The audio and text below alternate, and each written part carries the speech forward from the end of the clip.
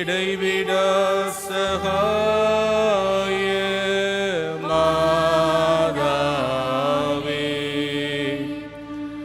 உமது பிள்ளைகளுக்காக வேண்டிக் கொள்ளும். முழந்தால் படியிடுவோம். மிகவும் பரிசுத்த மரியே, மாசில்லா கன்னிகையே, எங்கள் அன்னையே, எங்கள் இடைவிடா சகாயமும் அடைக்கலமும் நம்பிக்கையுமாக இருப்பவள் நீரே. நாங்கள் அனைவரும் உம்மிடம் வருகிறோம். நீர் எங்களுக்கு அடைந்தருளிய வரங்களுக்காக இறைவனுக்கு நன்றி செலுத்துகிறோம். இடைவிடா சகாயத்தாயே, உம்மை நாங்கள் நேசிக்கிறோம்.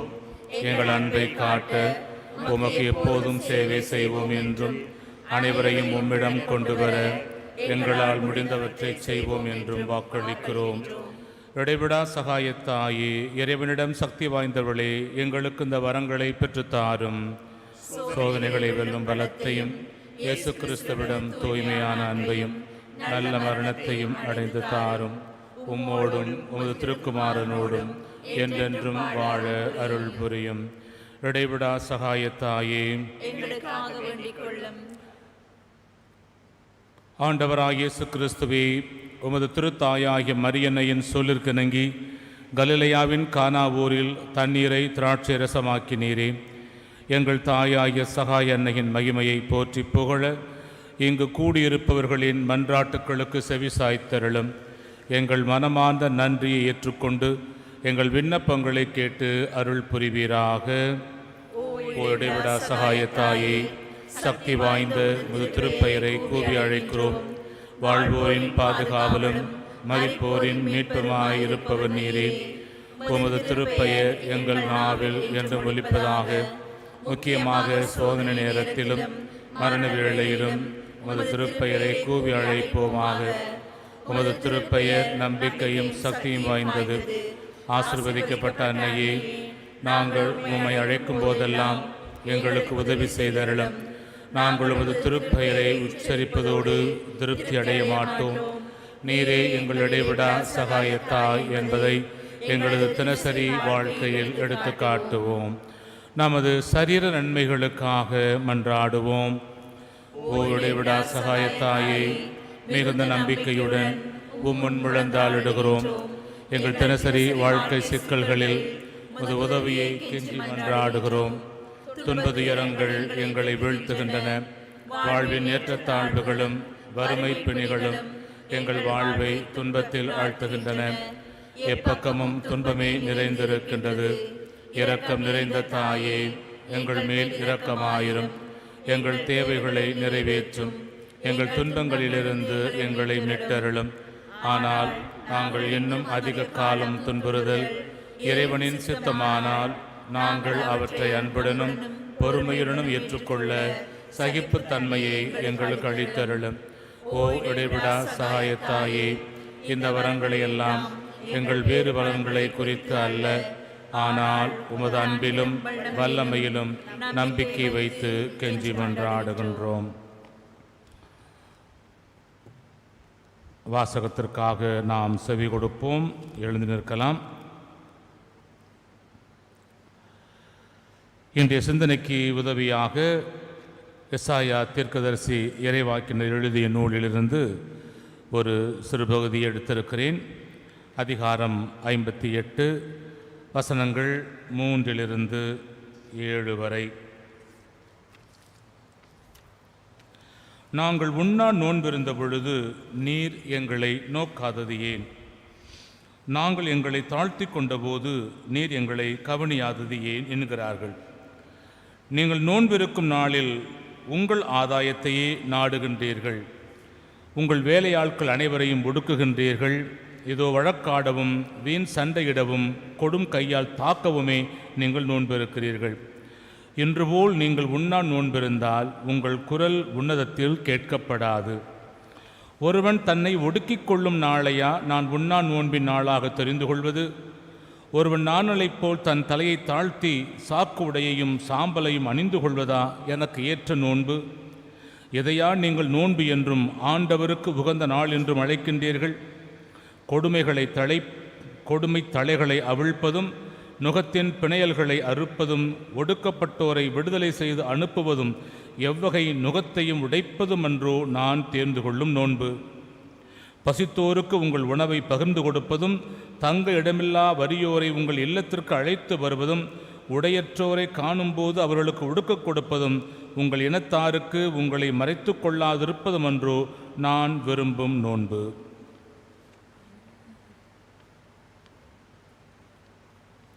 ஆண்டவரின் அருள்வாக்கு. நன்றி.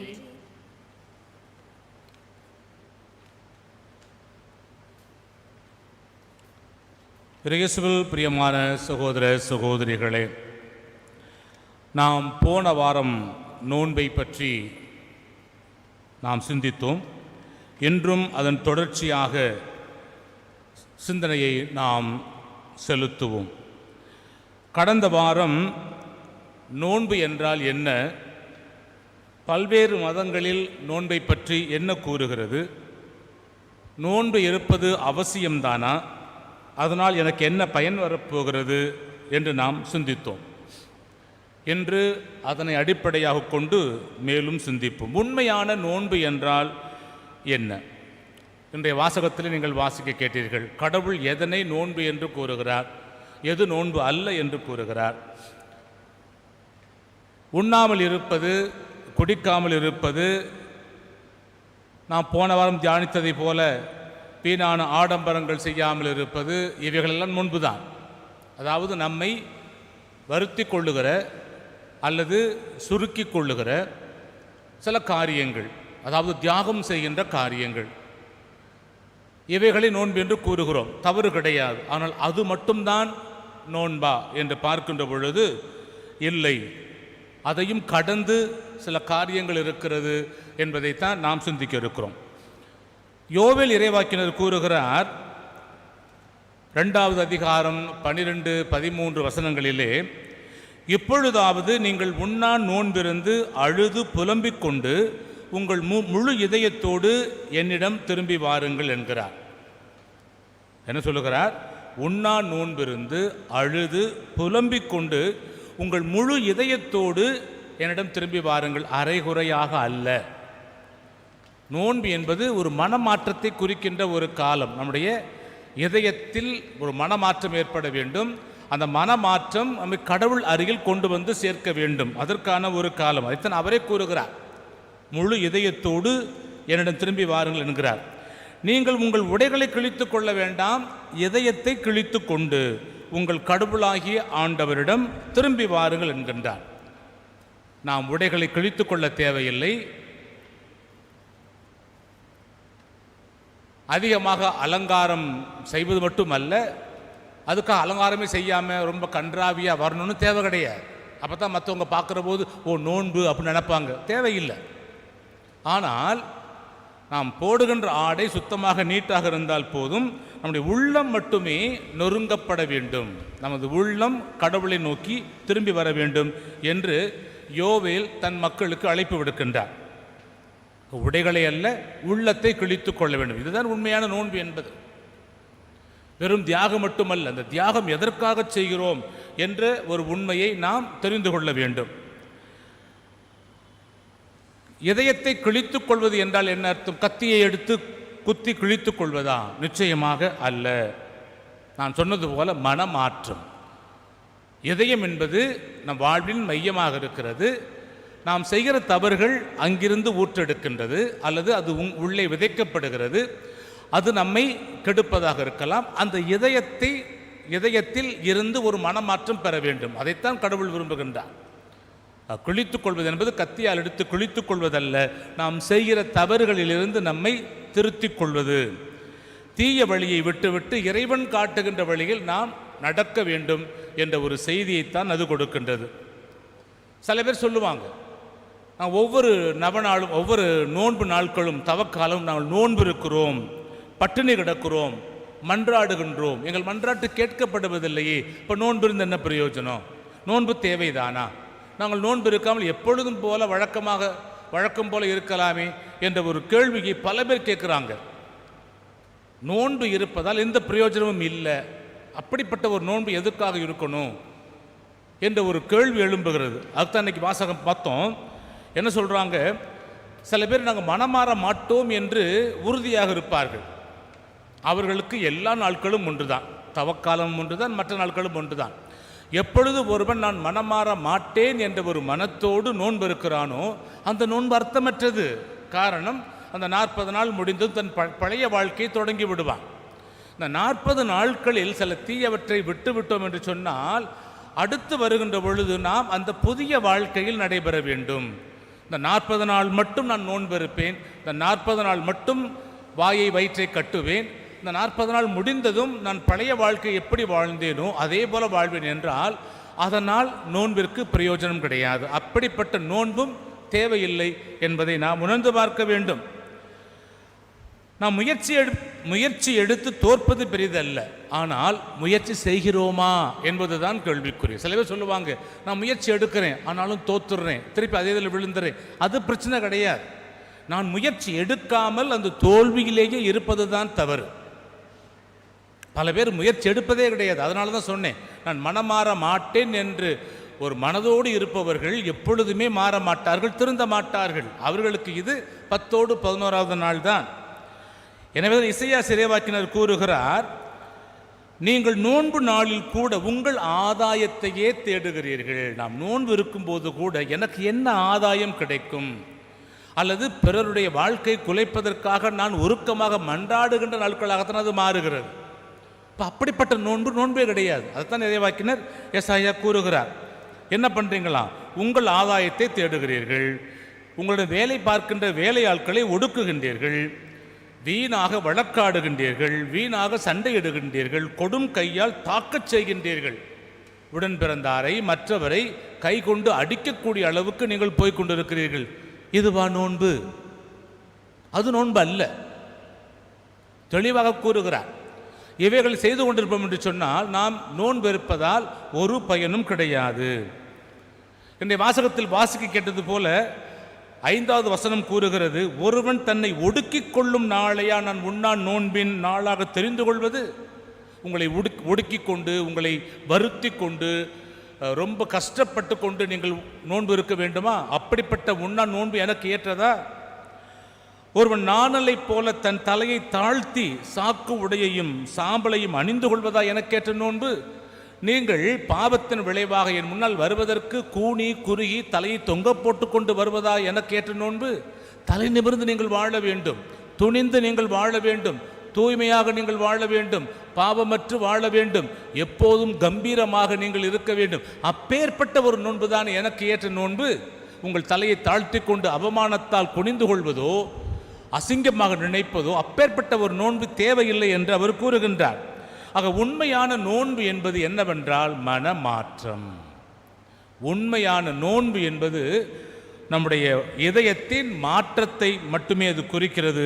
பிரியமான சகோதரனே, சகோதரியே, ஆக நோன்புகள் உண்மையான மனமாற்றத்தை கொண்டு வரவில்லை என்றால் அந்த நோன்பினால் எந்த விதமான பயனும் வரப்போவது கிடையாது. இதன் அடிப்படையில் தான் நம்முடைய திருத்தந்தை ஒரு சில காரியங்களை சொல்லி, நீங்கள் நோன்பு இருக்க வேண்டும் என்று சொன்னால் இந்த காரியத்திலிருந்து நீங்கள் நோன்பெறுங்கள் என்று கூறுகின்றார். ஐயன் திருவள்ளுவன் அந்த 1.25 அடியை சொல்லி ஒரு பெரிய தத்துவத்தை கொடுப்பதைப் போல நம்முடைய திருத்தந்தையும் ஒரு 11 காரியங்களிலிருந்து நாம் நோன்பு இருக்க வேண்டும் என்று அவர் கூறுகின்றார். அது 2 லைன் தான். அது 2 லைனோ 1.25 லைனோ அதுக்குள்ளே தான் வருது. ஒவ்வொன்றும் கூறுகின்ற செய்திகள் என்ன? முதலாவது அவர் கூறுகிறார், காயப்படுத்தும் சொற்களில் இருந்து நோன்பிருந்து. நீங்கள் நோன்பிருக்க வேண்டும் என்று சொன்னால் காயப்படுத்துகின்ற சொற்களில் இருந்து நோன்பிருங்கள், கனிவான சொற்களை பேசுங்கள். இன்னைக்கு நம்ம வாழ்க்கையில் பார்த்தீங்கன்னு சொன்னால் எத்தனை பேரை நம் சொற்களால் காயப்படுத்துகிறோம். நம் வாயிலிருந்து வருகின்ற வார்த்தை எத்தனை பேருடைய வாழ்க்கையை காயப்படுத்தி கொண்டிருக்கிறது. சில சமயங்கள் நம்ம சொல்கிற வார்த்தை பிறருடைய வாழ்க்கையையே குலைத்து விடுகின்றது, தற்கொலைக்கு நாம் தூண்டி விடுகிறோம். அப்போ என்னுடைய வாயிலிருந்து வருகின்ற இந்த வார்த்தை பிறரை காயப்படுத்துகின்ற வார்த்தையாக இருக்கிறதா? அப்படி காயப்படுத்துகின்ற வார்த்தைகளை நீங்கள் சொல்வதாக இருந்தால் இந்த தவக்காலங்களில் காயப்படுத்தும் வார்த்தைகளை தவிர்த்து விடுங்கள். அது ஒரு நோன்பு. பிறரை காயப்படுத்துகின்ற, பிறருடைய வாழ்க்கையை குலைக்கின்ற அந்த வார்த்தைகளை, காயப்படுத்துகின்ற வார்த்தைகள் என் வாயிலிருந்து வராது ஆண்டவர் என்று நீங்கள் நோன்பு இருந்தால் அது அர்த்தமுள்ள நோன்பு. அதற்கு பதிலாக கனிவான வார்த்தைகளை சொல்லுங்கள், கனிவான வார்த்தைகளை பேசுங்கள். உங்களுடைய வார்த்தை காயப்படுத்தாமல் பிறருக்கு வாழ்வு கொடுக்க வேண்டும், மகிழ்ச்சி கொடுக்க வேண்டும், சந்தோஷத்தை கொண்டு வர வேண்டும். அதான் சொல்றார் திருத்தந்தை. நீ நோன்பு இருக்க வேண்டுமா, உன் வாயிலிருந்து காயப்படுத்தும் வார்த்தைகளை சொல்லாதே. இரண்டாவது அவர் கூறுகிறார், சோகமான நிலையிலிருந்து நோன்பிருந்து வாழ்வை நன்றி உணர்வால் நிரப்புங்கள். சோகம், அன்னைக்கு பல பேர் மூஞ்சியை பார்த்தா சோகமாகத்தான் இருக்கும். கேட்டிங்கன்னா 1000 கதை சொல்லுவாங்க. எனக்கு அந்த பிரச்சனை, இந்த பிரச்சனை, அப்படி போய்கிட்டு இருக்கு, இப்படி போய்கிட்டு இருக்கு. எப்படி நான் மகிழ்ச்சியாக இருக்க முடியும், எப்படி சந்தோஷமாக இருக்க முடியும், எப்போதுமே சோகமாக தான் இருக்கிறேன் அப்படின்னு சொல்லுவாங்க. சோகமாக வாழ்வதற்காக கடவுள் நம்மை படைக்கவில்லை. அந்த சோகம் வரத்தான் செய்யும், வேதனைகள் வரத்தான் செய்யும். அதை தூக்கி ஓரமாக வைத்து விட்டு மகிழ்ச்சியாக வாழ முயற்சி செய்ய வேண்டும். சோகமாக வாழ்வதால் ஏதாவது கிடைக்க போகுதா? யோசனை பண்ணி பாருங்க. நீங்கள் சோகமாக அழுதுகிட்டே இருப்ப ஏதாவது கிடைக்க போகுதா? நடக்கிறது நடந்துதான் ஆகும். அப்போ அதை எதிர்கொள்ளக்கூடிய ஒரு தைரியம் நமக்கு வர வேண்டும். அப்போ என்ன அர்த்தம்? அந்த சோகத்திற்கு மத்தியிலும் கடவுள் நம்மை வாழ வைத்துக் கொண்டிருக்கிறாரே, அதற்கு நன்றி உணர்வால் ஆண்டவருக்கு நன்றி கூறுங்கள். அப்போ நீங்கள் நோன்பு இருக்க வேண்டும் என்று சொன்னால் அந்த சோகமான நிலைக்கு ஒரு குட் பை சொல்லிவிடுங்கள். அந்த சோகமான நிலையை மறந்து விடுங்கள். சோகத்தை மறந்து இதுவரையும் என்னை காத்து கொண்டிருக்கிற கடவுளே உமக்கு நன்றி என்று சொல்லி நம்முடைய வாழ்க்கையை நன்றி உணர்வால் நிரப்புங்கள் என்று திருத்தந்தை கூறுகிறார். மூன்றாவதாக அவர் கூறுகிறார், கோபத்திலிருந்து நோன்பிருந்து பொறுமையாக வாழுங்கள். கோபம் நம்ம சொல்லுவாங்க, நிறைய பேர் குடும்பத்தில் சரி, பேசும்போதும் சரி, அல்லது பாவ சங்கீதனை பண்ணவரும் சொல்லுவாங்க, எனக்கு கோபம் பயங்கரமாக வருது ஃபாதர், கட்டுப்படுத்தணும் பார்க்குறேன், கட்டுப்படுத்தவே முடிய மாட்டேங்குது. பிள்ளைகளை போட்டு அடிக்கிறேன், புருஷனை போட்டு சண்டை போடுறேன், பொண்டாட்டியை போட்டு அடிக்கிறேன், ஆஃபீஸில் போனால் அடுத்தவங்களை பார்த்து கோபப்படுறேன், கோபமாக வருது, எங்கேருந்து வருது தெரிய மாட்டேங்குன்னு சொல்கிறாங்க. நீங்களும் சொல்லிக்கிட்டு தான் இருக்கிறீங்க, இல்லைன்னு சொல்லுங்கள் பார்க்கலாம். இந்த கோபம் எங்கேருந்து வருது? இந்த கோபம் வருவதால் என்ன ஆக போகிறது? இந்த கோபம் நம்மை ஒரு மிருகமாகத்தான் மாற்றுகிறது இல்லையா? இந்த கோபப்படுவதனால் நாம் மனிதத்தன்மையை இழக்கிறோம். கோபமே படக்கூடாதா? கோபம், இயேசு தான் கோபப்பட்டார். கோபம் தேவைதான். இந்த கோபங்கள் ஆக்குவதற்கான கோபமாக இருக்கலாம், ஒருவரை திருத்துவதற்காக. அதாவது சொல்லி பார்க்குறோம், பல முறை சொல்லி பார்த்து கேட்கலைங்கிறது கொஞ்சம் கோபம் வருவது இயல்பு தான். நம்முடைய கோபங்கள் பிறருடைய வாழ்க்கையை வளப்படுத்த வேண்டுமே ஒழி அழிக்கக்கூடாது. ஆனால் நம்முடைய கோபங்கள் பிறருடைய வாழ்க்கையை அழிப்பதாகவே இருக்கிறது. அந்த கோபத்தில் என்ன பண்ணுறோம்னு தெரிய மாட்டேங்குது. அப்போ தான் அந்த வார்த்தைகள் விடுவதாக இருக்கலாம், கை ஓங்குவதாக இருக்கலாம், அல்லது ஆயுதங்களை எடுத்து தாக்குவதாக இருக்கலாம். இப்படியாக பல காரியங்களை செய்து கொண்டு இருக்கிறோம் நாம். அப்போ இவர் கூறுகிறார், நீங்கள் நோன்பு இருக்க விரும்புகின்றீர்களா? இந்த கோபத்திலிருந்து விடுதலை பெற நோன்பிருங்கள். அப்போ கோபத்திலிருந்து நீங்கள் நோன்பிருந்தால் நீங்கள் பொறுமையை கற்றுக்கொள்வீர்கள், பொறுமையாக வாழ்ந்து விடுவீர்கள். ஆக ஒரு மனிதனுக்கு மிகவும் அவசியமான ஒன்று பொறுமை. இந்த பொறுமை நம்மிடம் இருக்கும் என்று சொன்னால், இந்த பொறுமையை நாம் கற்றுக்கொள்வோம் என்று சொன்னால், அதுதான் சிறந்த நோன்பு. இந்த தவக்காலத்தில் நாம் செய்யக்கூடிய நோன்புகளில் அதுவும் ஒரு சிறந்த நோன்பு என்று கூறுகின்றார் நம்முடைய திருத்தந்தை. நம் கோபத்தை விட்டு பொறுமையோடு வாழ தயாராக இருக்கிறோமா? நான்காவதாக அவர் கூறுகிறார், எதிர்மறை எண்ணங்களிலிருந்து நோன்பிருந்து எதிர்நோக்கால் வாழ்வை நிரப்புங்கள். இன்னைக்கு நம்மளோட பல பேரை கேட்டு பார்த்தீங்கன்னா அந்த நெகட்டிவ் தாட்னு சொல்லுவாங்க, எதிர்மறை எண்ணங்கள் தான். என்ன சொன்னாலும் அது அப்படிதான் இருக்காது, அது மோசமாக தான் போய்கிட்டு இருக்கு, நல்லா இருக்கீங்களா? என்னத்தை நல்லா இருக்கேன், நான் நல்லாவே இல்லை இல்லையா? உங்கள் வாழ்க்கை எப்படி போய்கிட்டு இருக்கு? ஏதோ போய்கிட்டு இருக்குது, நல்லாவா போகுது? ஒரே கஷ்டமாக இருந்து தொலைக்குது. உடம்பு எப்படி இருக்குது? ஐயோ இப்போ நினச்சாலே பயமாக இருக்குது. எப்போ கொரோனா வருமானு தெரிய மாட்டேங்குது, எப்போ அந்த நோய் வருமா தெரிய மாட்டேங்குது. அப்போ நான் நல்லா இருக்கேன் நம்ம சொல்கிறோமா? இல்லை. வருமானம் பரவாயில்லையா? என்ன வருமானம்? சுத்தமாக வருமானமே இல்லை. வேலைக்கு போனாலும் பல கடனை வாங்கி வச்சுக்கிட்டு இருக்கிறோம். அப்படி எல்லாமே நெகட்டிவாகவே எதிர்மறை எண்ணங்களில் வாழ்ந்துக்கிட்டு இருக்கிறோம். அப்போ நம்ம நான் நல்லா இருக்கிறேன், நோய் நொடி கிடையாது, நோய் இருந்தால் கூட நான் பரவாயில்ல, இப்போ நம்ம மருந்து மாத்திரை சாப்பிட்றேன், ரொம்ப நல்லா இருக்கேன் சொல்கிறோமா? இல்லை, மருந்து மாத்திரை சாப்பிட்டுக்கிட்டு இருக்கிறேன், அது அப்படித்தான் போய்கிட்டு இருக்குது. அப்போ இந்த எதிர்மறை எண்ணங்கள் நம்மை வாழ விடாது. திருத்தந்தை கூறுகிறார், நீ நோன்பு இருக்க வேண்டுமா? இந்த எதிர்மறை எண்ணத்தை தூக்கி போட்டு விடு. இந்த எதிர்மறை எண்ணத்திற்கு நீ நோன்பு கொடு. நோன்பு என்பது இந்த எதிர்மறை எண்ணத்தை நான் செய்ய மாட்டேன், நான் நேர்மறை எண்ணங்களோடு வாழ்வேன் என்று சொல்லி நல்லவற்றை மட்டுமே நாம் கருத்தில் எடுத்துக்கொள்ள வேண்டும், நல்லவற்றை மட்டுமே நாம் பேச வேண்டும், நல்லவற்றை மட்டுமே சிந்திக்க வேண்டும், நேர்மறையாக சிந்திக்க வேண்டும். சில பேர் நீ பஸ்ஸில் போகிற பார்த்து போ, ஆக்சிடென்ட் ஆகிடும் அப்படிம்பாங்க. ஏன் நல்லா சொல்லக்கூடாதா? பத்திரமா போய் இறங்க சொல்லக்கூடாதா? இல்லையா? கடைக்கெல்லாம் சாப்பிட போனால் பத்திரமா சாப்பிடு, கண்டதையும் திங்காத, வயிற்ற கலக்கி விட்டுரும், அழுது ஏதாவது வந்துடும் அப்படிம்பாங்க. சரி, நல்லா போய் தெம்பா சாப்பிட்டு வா, இது நேர்மறை. சரியா? நீ ஓவராக ட்ரெஸ் பண்ணிட்டு அங்கிட்டலாம் போகாத, உனக்கு டேஞ்சரு அப்படின்னு சொல்கிறத விட நல்லா ட்ரெஸ் பண்ணிட்டு போகாம பத்திரமா திரும்பி வா, நேர்மறை. இப்போ நம்முடைய வாழ்க்கையில் எதிர்மறை எண்ணங்கள் அதிகமாக இருக்கிறதா, நேர்மறை எண்ணங்கள் அதிகமாக இருக்கிறதா? இப்போ இந்த உண்மையான நோன்பு என்பது அந்த எதிர்மறை எண்ணங்களை குழியில் போட்டுவிட்டு நேர்மறை எண்ணங்களோடு நாம் வாழ வேண்டும், எதிர்மறைக்கு நாம் குட் பை சொல்ல வேண்டும். அதைத்தான் திருத்தந்தை கூறுகிறார். அடுத்து 5வதாக கூறுகிறார், கவலைகளில் இருந்து நோன்பிருந்து இறைவன் மீது நம்பிக்கை கொள்ளுங்கள் அப்படிங்கிறார். இன்னைக்கு பல பேருக்கு கவலை, எதுக்கெடுத்தாலும் கவலை, என்ன நினைச்சாலும் கவலை. இந்த கமலாசன் ஒரு படத்தை சொல்லுவார்ல, அவர் இந்த பயம் சொல்லுவார்ல, அதை பார்த்தா பயம், இதை பார்த்தா பயம்னு இந்த ஸ்ரீலங்கன் ஸ்டைலில் பேசுவார் ஒரு படத்தில் நினைக்கிறேன். அதை போல் நம்முடைய வாழ்க்கையில் எதை நினைச்சாலும் கவலை, கவலை கவலை கவலை, தொட்டதுக்கெல்லாம் கவலை. காலையில் கண் விழித்ததிலிருந்து இரவு படுக்க போகிற வரைக்கும் அந்த கவலை என்ற நோய் நம்மை அழுத்தி கொண்டிருக்கிறது. கடவுள் மீது நம்பிக்கை வைக்க முடியவில்லை. கடவுள் சொல்லுகிறார், கவலைப்படுவதனால் எவன் தன் வாழ்க்கையில் ஒரு முழம் உயர்த்த முடியும்? ஏன் ஒரு இன்ச்சு கூட்ட முடியுமா வாழ்க்கையில்? நீ கவலைப்படுவதனால் உன்னுடைய வாழ்க்கையில் ஒரு இன்ச்சாவது, ஒரு சென்டிமீட்டர், ஒரு அங்குலமாவது உயர்த்த முடியுமா? முடியாதே. கடவுளுடைய திட்டம் எதுவோ அது நம்முடைய வாழ்க்கையில் நடந்துதான் ஆகும், அதை யாராலும் மாற்ற முடியாது. அப்படியானால் கவலைப்படுவதனால் என்ன பயன்? அதான் அவர் கூறுகிறார், இந்த கவலை என்ற வியாதிக்கு, அந்த நிலைக்கு நீங்கள் நோன்பிருங்கள். நான் கவலை கொள்ள மாட்டேன், காரணம் கடவுள் என்னோடு இருக்கிறார், கடவுள் என்னை வழிநடத்துவார், நான் கவலைப்படுவதனால் ஒன்றும் ஆகப் போவது கிடையாது, நான் நல்ல விதமாக வாழ முடியும் என்று சொல்லி கவலையை தூக்கி போட்டுவிட்டு கடவுளிடத்தில் நம்பிக்கை கொள்ள முடியும் என்று சொன்னால் அது உண்மையான நோன்பு. புலம்புவதிலிருந்து நோன்பிருந்து எளிமையை தியானியுங்கள் அப்படிங்கிறார். புலம்பல் இது ஒரு விதமான ஒரு சோகமான நிலைதான். புலம்பிக்கிட்டே இருப்போம் இல்லையா? எதுக்குன்னு தெரியாது புலம்பிக்கிட்டு இருப்போம், ஒரு சோக கீதம் பாடிக்கிட்டே இருப்போம். அதான் அவர் கூறுகிறார், இந்த தவ நாட்களிலும் சரி மற்ற நாட்களிலும் சரி நீ உண்மையான நோன்பு இருக்க வேண்டும் என்று சொன்னால் இந்த புலம்புவதை நிப்பாட்டு. இந்த புலம்புகின்ற அந்த நோயிலிருந்து விடுபட நீ நோன்புரு, ஒரு எளிமையான வாழ்க்கையை கடைபிடி. எனக்கு இது இல்லை அது இல்லை என்று புலம்பிக் கொண்டிருக்கிறோம் இல்லையா? நல்ல சாப்பாடு இல்லை, நல்ல ட்ரெஸ்ஸு கிடையாது, நல்ல வேலை கிடையாது, மீண்டும் அவைகள் தான்.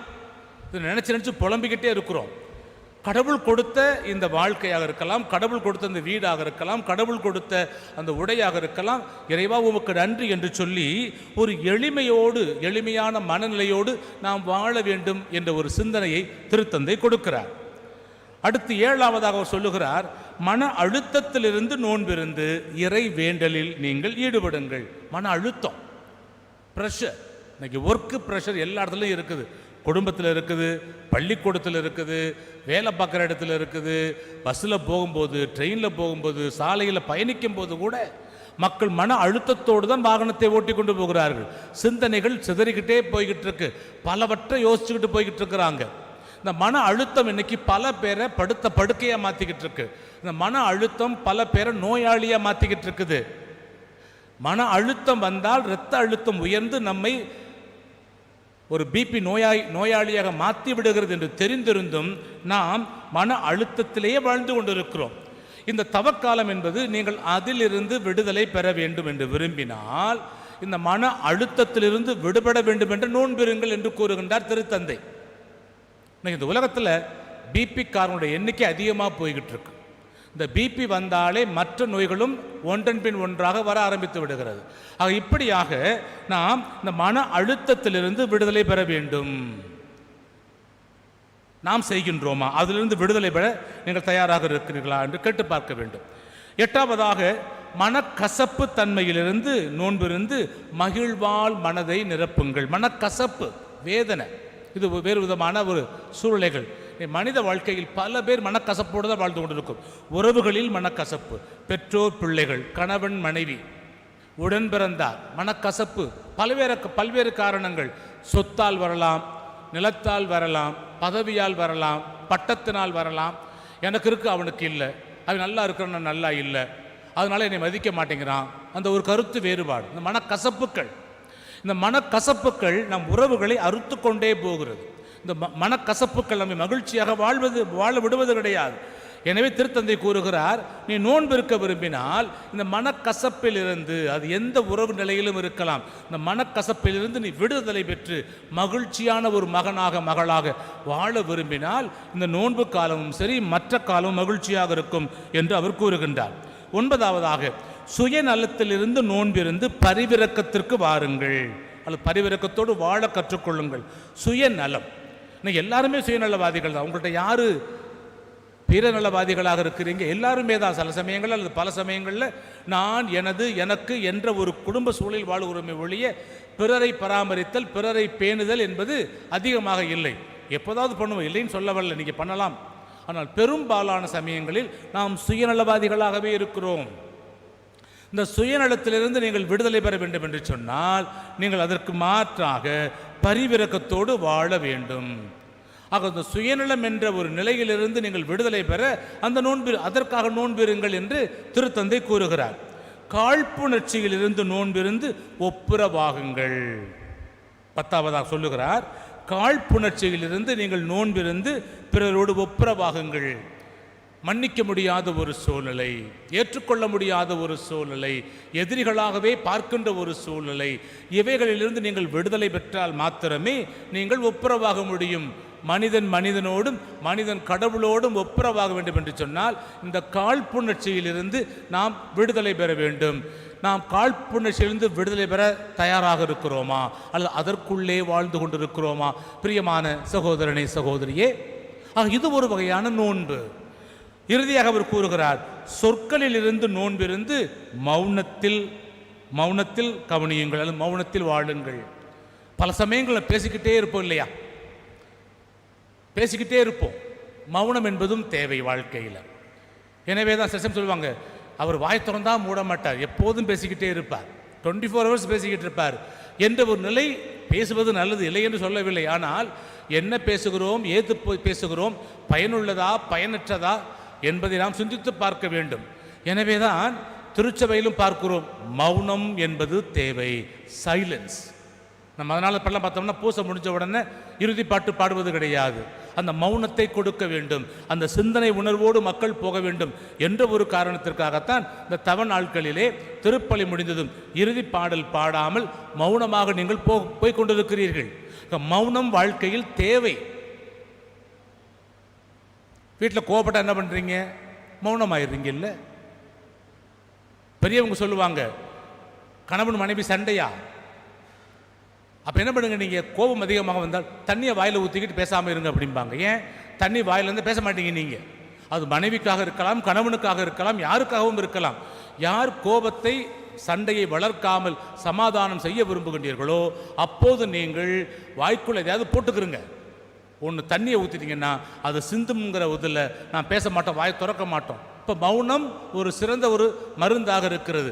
எனவே தான் திருத்தந்தை கூறுகிறார், சொற்களில் இருந்து நோன்பிருந்து மௌனத்தில் அதை வெல்ல கற்றுக்கொள்ளுங்கள் என்று கூறுகின்றார். பிரியமான சகோதரனே, சகோதரியே, இந்த காரியங்களை நீங்கள் உங்கள் வாழ்க்கையில் செய்தால் அதுவே மிகப்பெரிய நோன்பு. நீங்கள் சாப்பிட்டா கூட சாப்பிடுங்க, தண்ணி கூட சொல்லக்கூடாது சொல்லுவீங்க, அதை விட இது எவ்வளவு பெட்ரு. நீங்கள் இவைகளை செய்தாலே அந்த உண்மையான மனமாற்றம் எல்லாவற்றையுமே தவிர்த்துருவோம் இல்லைங்களா? இப்போ ஒரு சிறந்த ஒரு மகனாக மகளாக இந்த தவ காலத்தில் நான் வாழ வேண்டும் என்று சொன்னால் பேச்சுக்காக நம்மளை வருத்தி கொண்டு நான் சாப்பிட மாட்டேன், நான் மாமிசம் சாப்பிட மாட்டேன், குடிக்க மாட்டேன் அப்படிலாம் ஃபீல் பண்ணிக்கிட்டு இருக்காம அதை குடித்தா கூட சாப்பிட்டா கூட இவைகளை செய்தாலே ஆட்டோமேட்டிக்காக அந்த சாப்பிடுவதையும் குடிப்பதையும் நிப்பட்டி விடுவோம்னா. அதை சொல்ல வரேன், நான் குடிங்கன்னு சொல்ல வரல, சாப்பிடுங்கன்னு சொல்ல வரல. அவைகள் தேவைதான். ஆனால் நம்மை வருத்தி கொண்டு தலையை தாழ்த்தி கொண்டு சோகமாக இருந்து கொண்டு அந்த நடிப்புகள் தேவையில்லை. உண்மையான நோன்பு என்பது அவைகளையும் செய்ய வேண்டும், அதையும் கடந்து இந்த காரியங்களையும் நாம் செய்வோம் என்று சொன்னால் நாம் ஒவ்வொருவருமே மிகவும் கடவுளுக்கு நெருக்கமான பிள்ளைகளாக மாறிவிடுவோம் என்ற ஒரு செய்தியைத்தான் திருத்தந்தை கொடுக்கின்றார். எனவே பிரியமான சகோதரனே சகோதரியே, நோன்பு என்றால் என்னவென்று நீங்கள் அறிந்திருக்கிறீர்கள். இவைகளை செய்கின்ற பொழுது நீங்கள் நிச்சயமாக உங்கள் வாழ்க்கையில் மிகப்பெரிய மாற்றத்தை கொண்டு வர முடியும். அப்பேற்பட்ட மனமாற்றம் பெற்ற பிள்ளைகளாக நீங்களும் வாழ்ந்து பிறரையும் வாழ வைக்க தேவையான வரத்தை இறைவன் உங்களுக்கு தர இந்த நவநாளிலே தொடர்ந்து நாம் செபிப்போம். ஆமென்.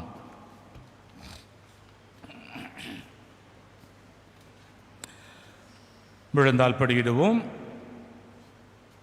ஜெபிப்போமாக. எங்கள் திருத்தந்தைக்கும் ஆயர்களுக்கும் குருக்களுக்கும் கன்னியர்களுக்கும் நாட்டு தலைவர்கள் சமூக தலைவர்கள் பொது நிலையினர் அனைவருக்கும் ஞானத்தையும் விவேகத்தையும் தந்தருள வேண்டுமென்று மக்கள் அனைவரும் சமுதாய சமாதானத்திலும் சமய ஒற்றுமையிலும் சகோதர சகோதரிகளைப் போல வாழ்க்கை நடத்த நவநாள் பக்தி முயற்சிகளை செய்யும் இளைஞர்களும் இளம்பெண்களும் தங்கள் எதிர்கால வாழ்வை தெரிந்து கொள்வதில் பரிசுத்த ஆவி அவர்களுக்கு வழிகாட்ட வேண்டும் என்று நவநாள் பக்தர்கள் உமது திருவுள்ளத்தின்படி தங்கள் உடல் நலத்தில் நீடிக்கவும் நோயாளிகள் தங்கள் உடல் நலத்தை திரும்பவும் பெற வேண்டும் என்று மரித்த நவநாள் பக்தர்களுக்கும் மற்ற மரித்த விசுவாசிகளுக்கும் நித்திய இளைப்பாற்றியை தந்தருள வேண்டும் என்று நவநாளின் முக்கிய கருத்துக்களுக்காகவும் இங்கு கூடியிருக்கும் அனைவரின் தேவைகளும் நிறைவேற வேண்டும் என்று மக்கள் அனைவரும் உமது உண்மையின் ஒளியை காணவும் உமது அன்பின் ஆர்வத்தை உணரவும் வேண்டும் என்று நமது இடைவிடா சகாயத்தாயிடம் நம் ஒவ்வொருவருடைய தனிப்பட்ட விண்ணப்பங்களையும் மௌனமாக இந்த வேளையிலே நாம் எழுப்பி வைப்போம். நம்முடைய குடும்பத்தை, நம்முடைய உறவுகளை, நம்முடைய நண்பர்களை, நம் நாட்டு மக்களை, உலக மக்களை அனைவரையும் நாம் நினைத்து பார்ப்போம். குறிப்பாக இந்த நோயின் தாக்கம் நம்மை விட்டு போக வேண்டும் என்று பல மாதங்களாக ஜெபித்து கொண்டிருக்கிறோம். இறை விருப்பம் எதுவென்று தெரியாமல் தடுமாறிக் கொண்டிருக்கிறோம். ஆனாலும் அந்த எதிர்மறை எண்ணத்தை விட்டுவிட்டு நாங்கள் காப்பாற்றப்படுவோம். இந்த நோய் விரைவில் எங்களை விட்டு அகன்றுவிடும், இந்த உலகத்தை விட்டு அகன்றுவிடும், மக்கள் பாதுகாப்பாக வாழ்வார்கள் என்ற ஒரு நேர்மறையோடு வாழக்கூடிய எண்ணத்தை நாம் வளர்த்து கொள்வோம். ஜெப உதவி கேட்டிருக்கின்ற ஒவ்வொரு பிள்ளைகளுக்காகவும் நாம் இந்த வேளையிலே மன்றாடுவோம். என்னிடம் பல பேர் ஜெபிக்க சொல்லி கேட்டுக்கொண்டிருப்பார்கள். என்னுடைய நண்பர்கள், என்னுடைய உறவுகள், தெரிந்தவர்கள், பங்கு மக்கள், அவர்கள் ஒவ்வொருடைய தேவையும் இந்த வேளையில் நான் ஆண்டவர் பாதம் ஒப்புக் கொடுக்கின்றேன். தாய் மரியாள் இந்த மன்றாட்டுக்களை பரிந்து பேசி பெற்றுத்தர நான் ஜெபிக்கின்றேன்.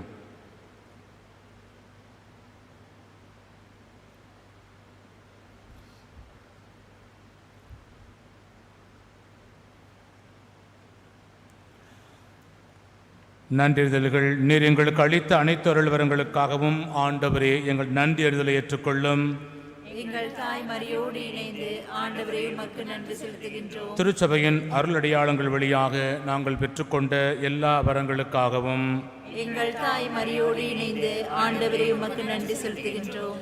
நவநாள் செய்வோர் பெற்றுக்கொண்ட உடல் உள நலன்களுக்காக எங்கள் தாய் மரியோடு இணைந்து ஆண்டவரே உமக்கு நன்றி செலுத்துகின்றோம். நாம் ஒவ்வொருவரும் தனிப்பட்ட முறையில் அடைந்துள்ள உதவிகளுக்காக நமது இடைவிடா சகாயத்தாயிடம் நமது நன்றிகளை காணிக்கையாக்குவோம்.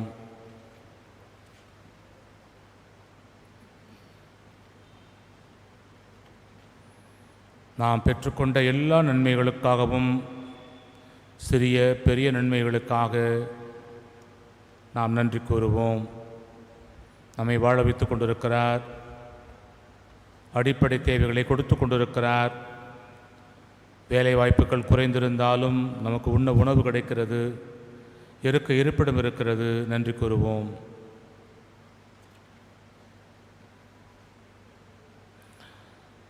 அனைவரும் எழுந்து தாயே மாமரி என்ற பாடலை பாடுவோம்.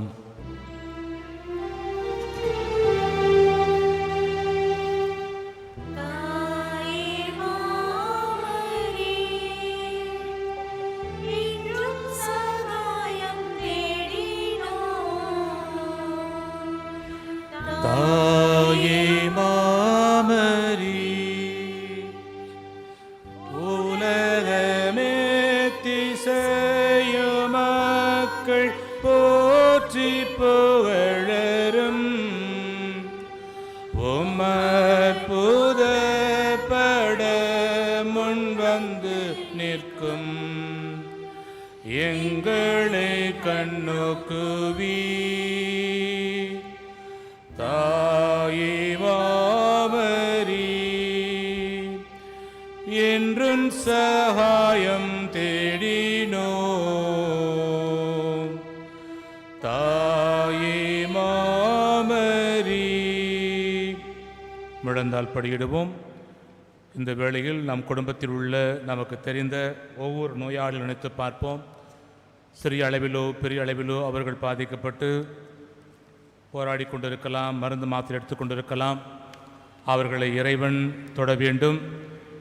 தாயின் பரிந்து பேசுதலால் குணமடைய வேண்டும் என்ற உணர்வோடு நாம் ஜெபிப்போம். ஜெபிப்போமாக. ஆண்டவரே, உடல் நோயால் வருந்தும் உமது ஊழியரை பாரும். நீர் உண்டாக்கிய ஆன்மாக்களுக்கு ஆறுதல் தாரும். நாங்கள் துன்பங்களால் தூய்மை அடைந்து உமது இரக்கத்தினால் விரைவில் குணமடையும்படி அருள் புரிவீராக. எங்கள் ஆண்டவராகிய இயேசு கிறிஸ்துவின் பெயரால் ஆமென். ஆண்டவராகிய இயேசு கிறிஸ்து உங்களை பாதுகாக்க உங்கள் நடுவிலும், உங்களை காப்பாற்ற உங்களுக்குள்ளும், உங்களுக்கு வழிகாட்ட உங்களுக்கு முன்னும், உங்களுக்கு காவலாயிருக்க உங்களுக்கு பின்னும், உங்களை ஆசீர்வதிக்க உங்கள் மேலும் இருப்பாராக. தந்தை, மகன், தூய ஆவியாரின் பெயராலே ஆமென். இங்கே கூடியிருப்போரின் விசுவாச அறிக்கை. ஓ இடைவிடா சகாயத்தாயே, நீர் அருள் நிறைந்தவள், தாராள குணமும் உடையவர், இறைவன் எங்களுக்கு அளிக்கும் வரங்கள் அனைத்தையும் பகிர்ந்தளிப்பவள் நீரே. பாவிகளின் நம்பிக்கை நீரே. அன்புள்ள அன்னையே, உம்மை நோக்கி திரும்பும் எம்மிடம் வாரும். உமது கரங்களில் மீட்பு உண்டு. உமது கரங்களில் நாங்கள் ஒப்படைக்கப்பட்டிருக்கிறோம். நாங்கள் உமது பிள்ளைகள். அன்பு நிறைந்த அன்னையே, எங்களை பாதுகாத்தருளும். ஏனெனில் உமது பாதுகாவலில் இருந்தால் எங்களுக்கு பயமில்லை. இறைமகன் இயேசு கிறிஸ்துவிடமிருந்து எங்களுக்கு பாவ மன்னிப்பை பெற்றுத் தருகிறீர். கிறிஸ்துவோடு ஒன்றித்திருக்கும் நீர் நரகத்தை விட சக்தி நிறைந்தவளாயிருக்கிறீர். உமது திருக்குமாரனும் எங்கள் சகோதரருமான இயேசு கிறிஸ்துநாதர் எங்களுக்கு தீர்ப்பிட வரும்போது நீர் எம் அருகில் இருப்பீர் என்று நம்புகிறோம். சோதனை வேளையில் உமது சகாயத்தை தேட அலட்சியம் கொள்வதால் எங்கள் ஆத்துமத்தை இழந்து விடுவோமோ என்று பயப்படுகிறோம். ஓ இடைவிடா சகாயத்தாயே, எங்கள் பாவங்களுக்கு மன்னிப்பையும் இறைவனிடம் அன்பு கொண்டு இறுதி வரை நிலைத்திருக்கும் வரத்தையும் உமது சகாயத்தை நாடும் மனதையும் உமது திருக்குமாரிடமிருந்து பெற்றுத்தாரும். எழுந்து நிற்போம். எக்காலமும் கடவுளின் பிள்ளைகளாகிய நாமும் ஒன்றிணைந்து மரியன்னையை புகழ்வோமாக. வல்லமைமிக்க அவளது பாதுகாப்பில் நம்மையும் நம் குடும்பத்தையும் ஒப்படைப்போமாக. இந்த மரியே வாழ்க, ஆண்டவர் உம்முடனே, பெண்களுக்குள் பேறு பெற்றவள் நீரே. உம்முடைய வயிற்றின் கனியாகிய இயேசுவும் ஆசீர்வதிக்கப்பட்டவரே. புனித மரியே, இறைவனின் தாயே, பாவிகளாயிருக்கிற எங்களுக்காக இப்பொழுதும் எங்கள் இறப்பின் வேளையிலும் வேண்டிக் கொள்ளும். ஆமென். இயேசு கிறிஸ்து அவருடைய திருவாக்கு தத்தங்களுக்கு நாங்கள் பாத்திரமாயிருக்கத்தக்கதாக ஆண்டவராய் இயேசு கிறிஸ்துவே, உமது தாயாய மரியன்னையை அவருடைய அற்புத சாயலை வணங்கும் எங்களுக்கு என்றும் உதவி செய்ய தயாராக இருக்கும் மாதாவாக கொடுத்திருக்கின்றீரே.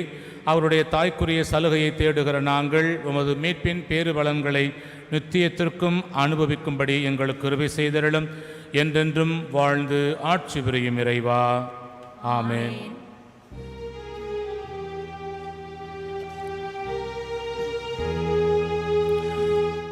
ஓ தூய கன்னித்தாயே, உம்மை நான் நேசிப்பேன். ஒளியுள்ள காலமோ நான்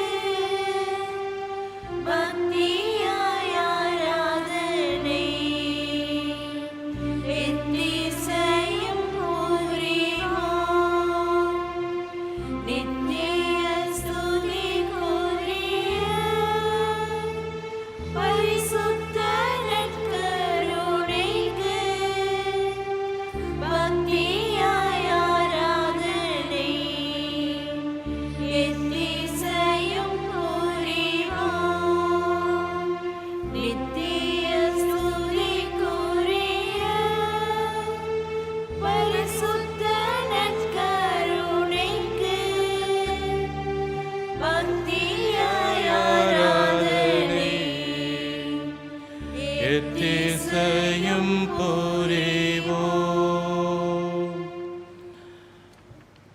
பிரியமான சகோதரனே சகோதரியே, மீண்டுமா இறைவன் நம்மை இந்த சன்னிதானத்தில் அழைத்து வந்திருக்கிறார். அவரை ஆராதிப்போம், அவரை போற்றுவோம், புகழுவோம், முழந்தால் படியிட்டு தண்டனிடுவோம். ஆண்டவரே, வாரும் தேவனே, நீதாமே என் மீட்பராக இருக்கிறீர், நீதாமே என் அரசராக இருக்கிறீர், நீதாமே என் நாயனாக இருக்கிறீர், நீதாமே என் சகோதரனாக இருக்கிறீர், நீதாமே என் தாயாக இருக்கிறீர். எல்லா நிலையிலிருந்தும் எங்களை பாதுகாத்து வழிநடத்தி கொண்டு வருகிறீர். வாரும் ஆண்டவரே, என்னோடு பேசும் ஆண்டவரே என்று சொல்லி நாம் ஆண்டவரை ஆராதிப்போம்.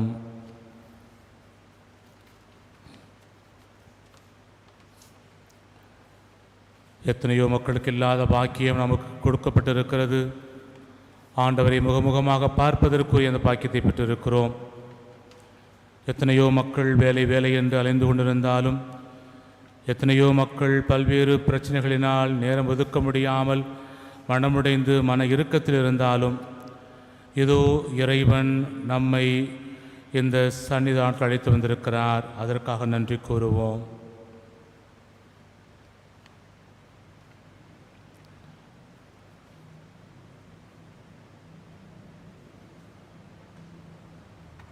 அனைவரும் இணைந்து தேவனை ஆராதிக்கின்றேன், தெய்வமே ஆராதிக்கின்றேன் என்ற பாடலை பாடி நம் ஆண்டவரை ஆராதிப்போம்.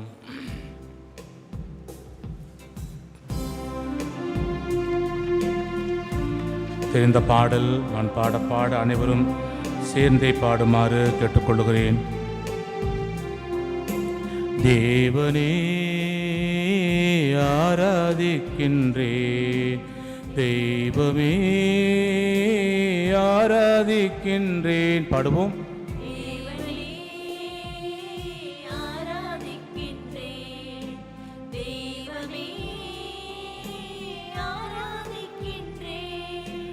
தேவனே ஆராதிக்கின்றேன், தெய்வமே ஆராதிக்கின்றேன்.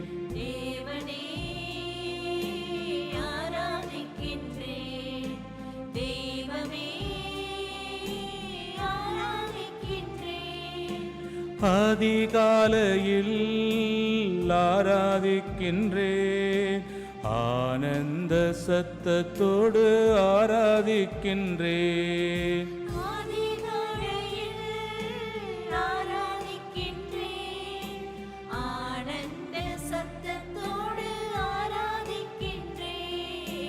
தேவனே ஆராதிக்கின்றேன், தெய்வமே ஆராதிக்கின்றேன். கண்மலையே ஆராதிக்கின்றேன், காண்பவரே ஆராதிக்கின்றேன்.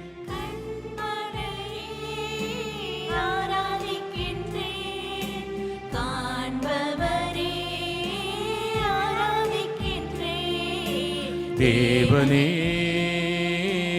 ஆராதிக்கின்றேன், தெய்வமே ஆராதிக்கின்றேன். முழு மனதோடு ஆராதிக்கின்றேன், முழந்தாள் படியிட்டு ஆராதிக்கின்றேன்.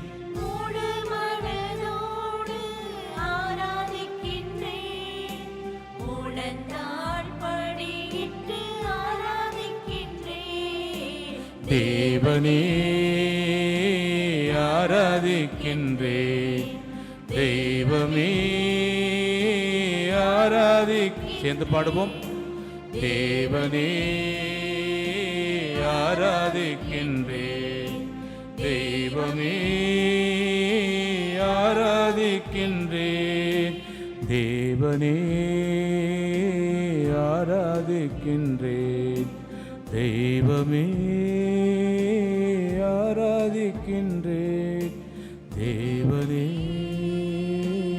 ஆராதிக்கின்றேன், தெய்வமே ஆராதிக்கின்றேன். ஆம் பிரியமான சகோதரனே சகோதரியே, காலையில் எழுந்தவுடன் அவரை நினைத்து பார்க்க கூட நமக்கு நேரமில்லை. பல்வேறு வேலைகள், அதை செய்யணும் இதை செய்யணும், சமைக்கணும் குளிக்கணும் துவைக்கணும், வேலைக்கு கணவனை அனுப்பணும், பிள்ளைகளை ஸ்கூலுக்கு அனுப்பணும், நினைத்து பார்க்க நேரமில்லை. ஒரு எந்திரம் நிற்காமல் ஓடுவதைப் போல காலையில் கண் விழித்ததிலிருந்து நாம் செயல்பட்டு கொண்டிருக்கிறோம். ஆண்டவர் நினைத்து பார்க்கிறோமா? அதிகாலையில் ஆண்டவரே நன்றி, இந்த காலை பொழுதை பார்க்க எனக்கு துணை புரிந்திருக்கிறேன், நன்றி ஆண்டவர் என்று கூறியிருக்கின்றோமா? ஆனந்த சத்தத்தோடு அந்த ஆண்டவரை வாழ்த்தி இருக்கிறோமா? கண்மலையாக இருந்து நம்மை இரவு முழுவதும் பாதுகாத்தவர், கண்மலையாக இருந்து இந்த பகல் முழுவதும் நம்மை பாதுகாத்தவர், ஏதோ இந்த அந்திமாலை வரையிலும் நம்மோடு கூட இருந்து காப்பாற்றி கொண்டிருக்கிறாரே, அந்த கண்மலையானவரை நாம் ஆராதிக்கின்றோமா? அவர் காண்கின்ற தேவனாக இருக்கின்றார். நாம் எங்கு போனாலும் அவருடைய பார்வை நம்மேல் விழுந்து கொண்டிருக்கிறது. அதை நாம் உணர்கின்றோமா? நடந்தாலும் படுத்தாலும் அமர்ந்தாலும் எழுந்தாலும் விழுந்தாலும் வெற்றி பெற்றாலும் தோல்வியுற்றாலும் அவருடைய பார்வை நம்மை விட்டு ஒருபோதும் விலகி போனது கிடையாது. அதை உணர்ந்திருக்கின்றோமா? அப்படியான அந்த கண்மலையானவரை ஆராதிப்பது, நம்மை காண்கின்ற தேவனை ஆராதிப்பதனுடைய கடமைதானே. இதோ இந்த வேளையிலே ஆண்டவரே ஆராதிக்கின்றோம், ஆண்டவரே உம்மை போற்றுகிறோம், ஆண்டவரே உம்மை புகழுகின்றோம், ஆண்டவரே உமக்கு நன்றி கூறுகிறோம் என்று சொல்லி நம்முடைய ஆராதனை ஸ்துதி தோத்திரங்களை செலுத்த நாம் தயாராக இருக்கிறோமா? முழு மனதோடு அவரை ஆராதிக்க தயாராக இருக்கிறோமா? முழந்தால் படியிட்டு நாம் ஜெபிக்க தயாராக இருக்கிறோமா? இந்த தவ காலத்தில் இன்னும் கொஞ்சம் நேரம் அதிகமாக ஜெபிக்கின்றோமா? சிந்தித்து பார்ப்போம். இந்த தவக்காலம் என்பது நம்மை வருத்திக் கொள்வது மட்டுமல்ல, மகிழ்ச்சியோடு ஆண்டவரை நாடி வருவதும் தான் உண்மையான நோன்பு, உண்மையான தவக்காலம். தவக்காலம் என்பது ஆண்டவரை அண்டி வருகின்ற காலம், ஆண்டவரை தேடி வருகின்ற காலம். அந்த தவக்காலத்துக்குள் நுழைந்திருக்கின்ற நாம் அந்த ஆண்டவரை தேடுகிறோமா? அந்த ஆண்டவரை நாடுகிறோமா?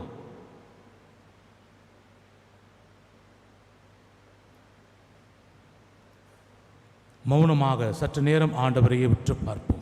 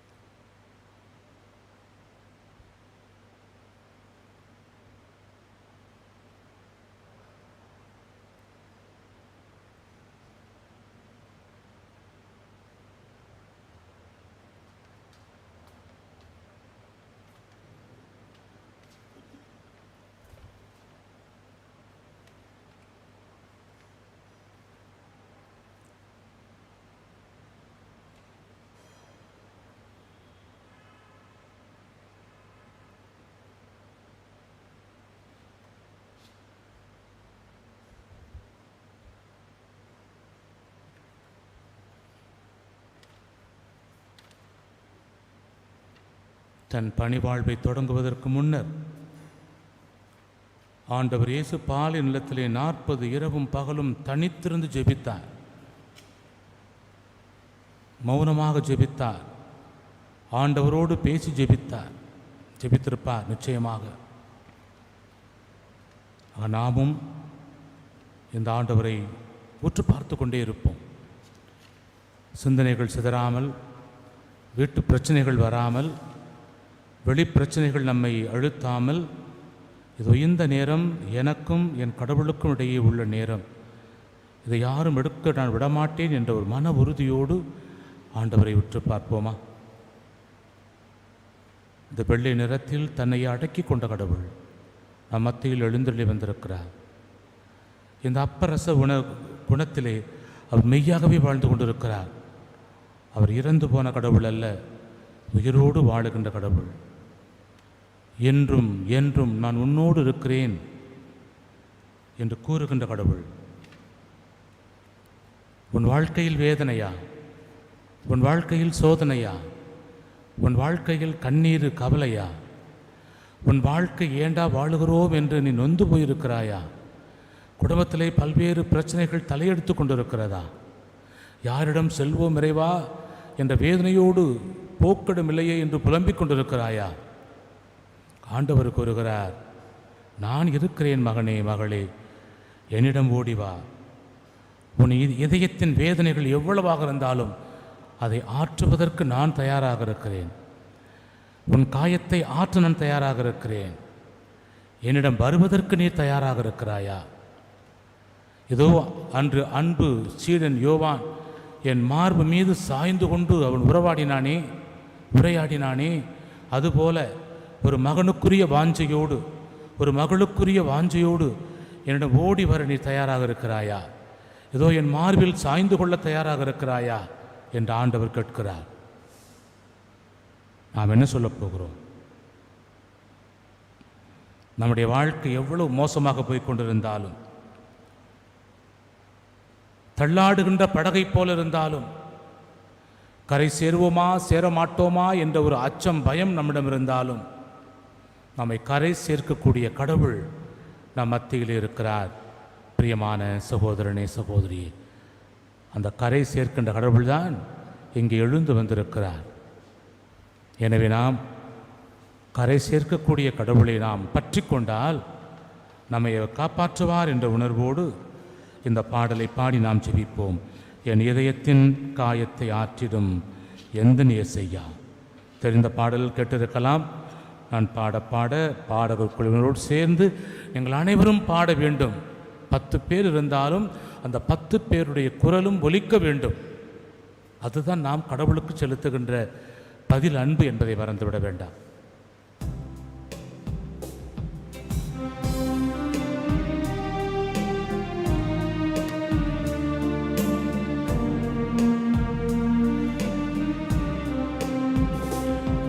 என் இதயத்தின் காயத்தை ஆற்றிடும் எந்தன் இயேசையா. பாடுங்கள்.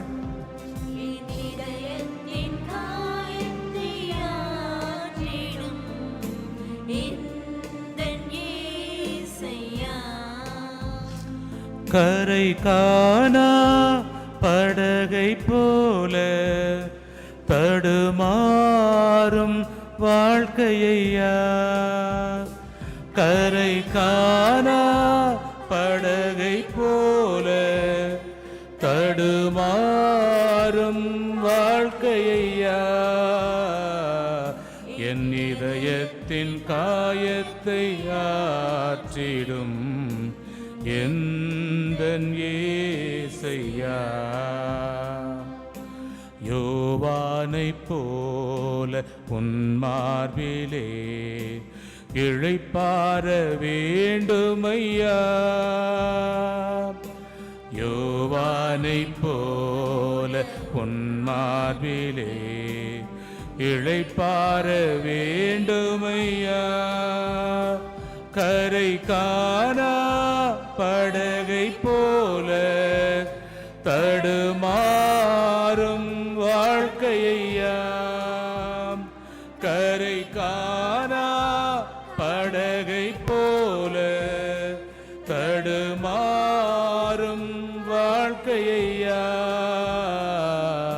என் இதயத்தின் காயத்தை ஆற்றிடும் எந்தன் இயேசையா. பலவீனமான என்னையும் உன் பலத்தால் ஈடுகட்டுவீர், பலவீனமான என்னையும் உன் பலத்தால் ஈடுகட்டுவீர், கரை காணா படகை போல தடுமாறும் வாழ்க்கையா, கரை காணா படகை போல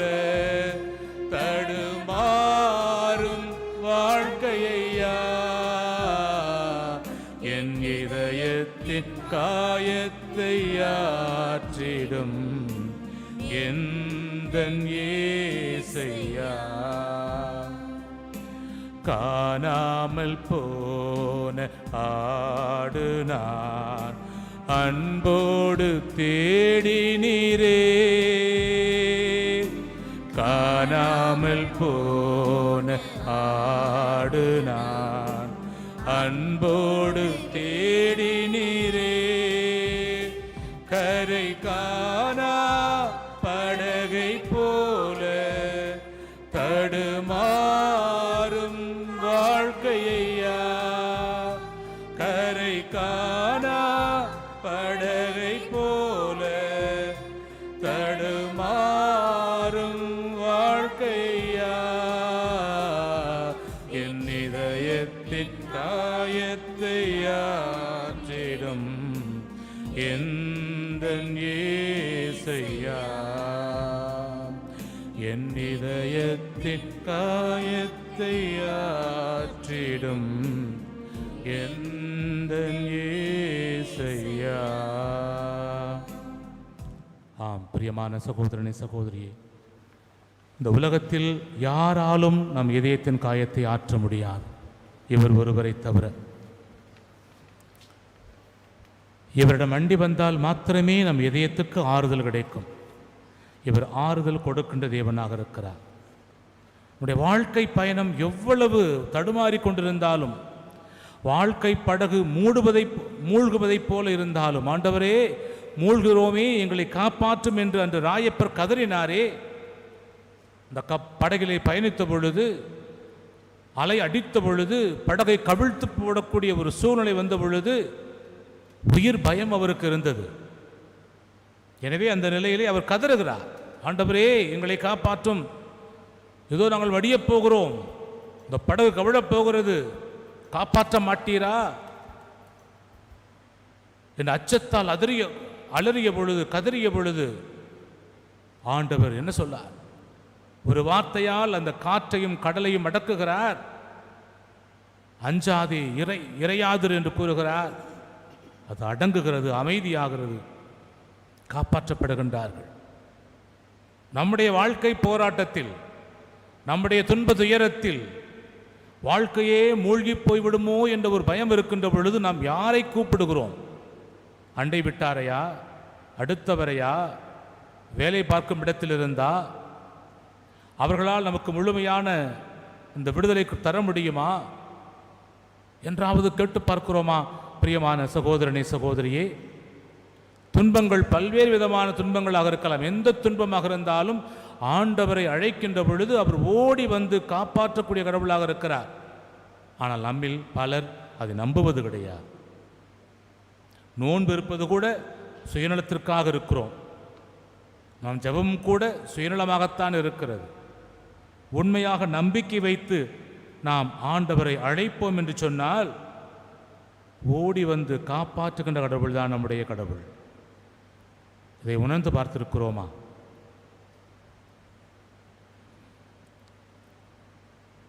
சீடர்களோடு இயேசு இருந்தார். அந்த வாதை நின்று போனது, காப்பாற்றப்பட்டார்கள். இயேசுவோடு சீடர்களும் மற்றவர்களும் பசியில் இருந்தார்கள். அவர்களுக்கு உணவு கொடுங்கள் என்று பசி போக்கினார். அந்த பசி என்ற வாதை அவர்களை விட்டு நீங்கியது. பல்வேறு விதமான நோய்களில் அவதிப்பட்டவர்கள் ஆண்டவரை தேடி வந்தார்கள். ஆண்டவரை தொட வேண்டும், ஆண்டவர் கரம் பட வேண்டும், ஆண்டவர் எங்களோடு பேச வேண்டும் என்று வந்தார்கள். அத்தனை வாதைகளும் அவர்களை விட்டு அகன்றது. நாமும் ஆண்டவரை தேடி வருகின்ற பொழுது, நாமும் ஆண்டவரை தொட வேண்டும் என்று விரும்புகின்ற பொழுது, நாமும் இந்த வாதையிலிருந்து, இந்த வேதனையிலிருந்து, இந்த துன்பத்திலிருந்து, இந்த கஷ்டத்திலிருந்து, இந்த போராட்டத்திலிருந்து எனக்கு விடுதலை தரும் ஆண்டவரே என்று மன்றாடுகின்ற பொழுது ஆண்டவர் அதை அடக்கக்கூடிய வல்லமை உள்ளவராக இருக்கிறார். இயேசு தானாக எழுந்து அந்த காற்றையும் கடலையும் அடக்கவில்லை. அந்த சீடர்கள் முறையிடுகிறார்கள், அந்த சீடர்கள் அழுகிறார்கள், அந்த சீடர்கள் உதவி வேண்டி கேட்கிறார்கள். கேட்ட பொழுதுதான் அங்கே அவர்களுக்கு விடுதலை கிடைக்கிறது. அதைத்தான் ஆண்டவர் சொன்னார், கேளுங்கள் கொடுக்கப்படும், தட்டுங்கள், திறக்கப்படும். நாம் கேட்க தயாராக இருக்கிறோமா? தட்டுவதற்கு தயாராக இருக்கிறோமா? எனவே மீண்டுமா இந்த வேளையில் நாம் கடவுள் நம் மத்தியில் எழுந்தருளி வந்திருக்கிறார். நம்முடைய தேவைகளை அவரிடம் எழுப்புவோம். உங்கள் என்ன தேவையோ அதை அவரிடம் கேளுங்கள், அவர் கொடுப்பார். ஆண்டவரே, இது எனக்கு தேவை, நீர் அறிவீர், என் தேவைகள் நீர் அறிவீர். இந்த வேளையில் உன்னை விட்டால் வேறு ஆள் கிடையாது, உம்மையே நம்பியிருக்கிறேன், உம்மையே பற்றியிருக்கிறேன், எனவே என்னை விட்டு விடாதேயும், எனக்கு தேவையான உதவிகளை தாரும் என்று சொல்லி நம்முடைய தனிப்பட்ட தேவைகளாக இருக்கலாம், குடும்ப தேவைகளாக இருக்கலாம், இந்த சமுதாயத்திற்கான தேவைகளாக இருக்கலாம், நம் பங்கிற்கான தேவைகளாக இருக்கலாம், நோயால் அவதிப்படுகின்ற மக்கள் சுகம் பெற இருக்கலாம், கடனில் அவதிப்படுகின்றவர்கள் கடன் தொல்லை நீங்கவாக இருக்கலாம், வேலை வாய்ப்பு இல்லாதவர்களுக்கு வேலை வாய்ப்பு கிடைப்பதாக இருக்கலாம், திருமணம் ஆகாதவர்களுக்கு திருமணம் நடக்க இருக்கலாம், குழந்தை பாக்கியம் இல்லாதவர்களுக்கு குழந்தை பாக்கியம் வேண்டியாக இருக்கலாம். இப்படி எவ்வளவோ தேவைகள் இருக்கிறது. ஆனால் நாம் யாரிடம் நம்பிக்கையோடு போகிறோம்?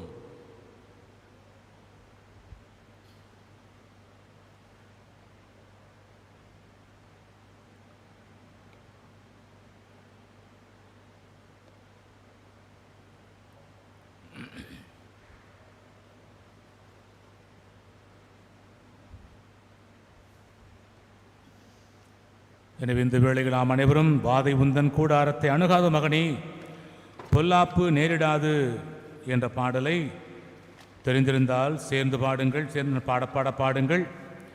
தெரியாதவர்கள் ஒரு முறை கேட்டால் அடுத்த முறை நீங்கள் பாடிவிடலாம். வார்த்தைகள் உங்களுக்கு திரையிலே வருகிறது, உங்களுக்காகத்தான் போடுகிறோம், நீங்கள் பாட வேண்டும் என்பதற்காகத்தான். 10 பேர் 20 பேர் இருந்தாலும் திரையை பயன்படுத்துவது வந்திருக்கிறது. 10 பேரும் 20 பேரும் நீங்கள் பார்க்க வேண்டும், பாட வேண்டும், பங்கெடுக்க வேண்டும், ஆண்டவரை துதிக்க வேண்டும் என்ற ஒரு நோக்கம்தான். எனவே உங்கள் நாக்கட்டுக்கள் அவிழட்டும். இதயத்தின் உள் ஆழத்திலிருந்து ஆண்டவரை மகிமைப்படுத்த ஜெபிக்க நாம் இந்த பாடலை பாடுவோம்.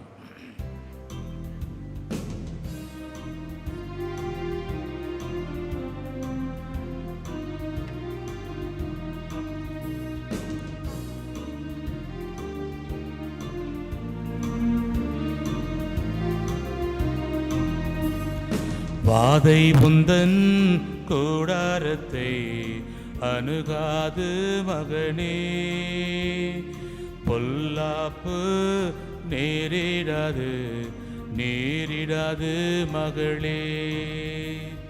வாதை உந்தன் கூடாரத்தை அணுகாது மகனே, பொல்லாப்பு நேரிடாது மகளே.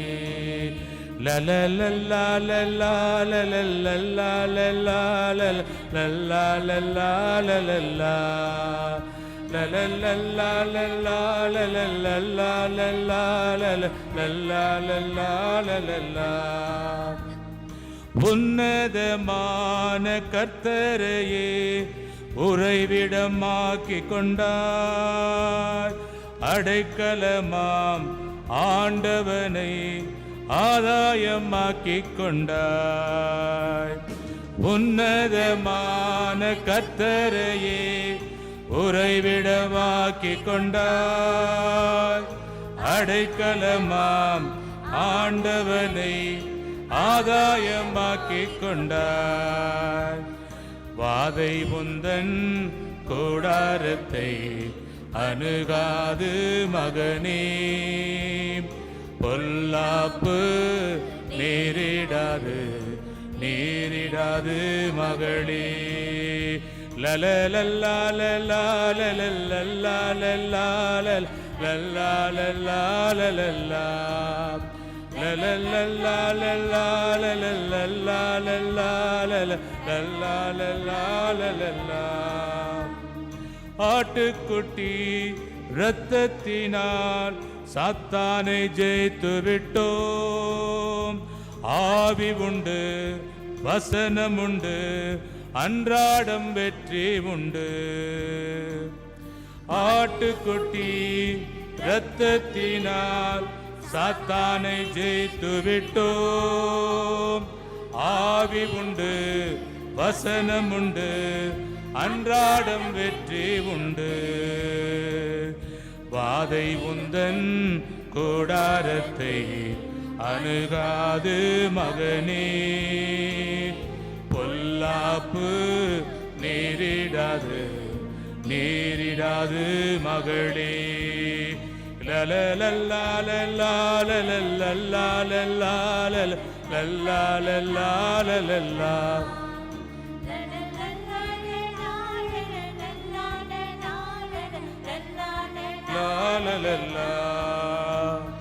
கர்த்தருக்குள் நம் பாடுகள் ஒரு நாளும் வீணாகாது.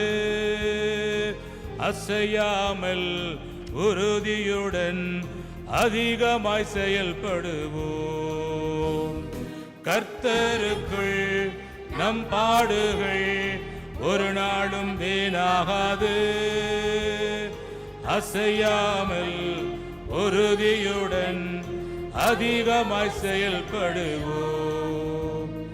வாதை உந்தன் கூடாரத்தை அணுகாது மகனே, பொல்லாப்பு நேரிடாது நேரிடாது மகளே. வாதை உந்தன் கூடாரத்தை அணுகாது மகனே, பொல்லாப்பு நேரிடாது நேரிடாது மகளே. லலலல்லா லல்லா லல்லா லல்லா லல்லா லல்லா லல்லா லல்லா லல்லா லல்லா லல்லா லல்லா லல்லா லல்லா லலலல்லா லல்லா லல்லா லல்லா லல்லா லல்லா லல்லா லலலல்லா லல்லா லல்லா லல்லா லல்லா லல்லா லல்லா. ஆம், இறைவன் நம்மோடு இருக்கும்போது வாதை அணுகாது என்ற உணர்வோடு இறைவன் நம்மை ஆசீர்வதிக்க நாம் விழுந்தால் படியிட்டு ஆண்டவருடைய ஆசீர்வாதத்தை பெற தயாரிப்போம்.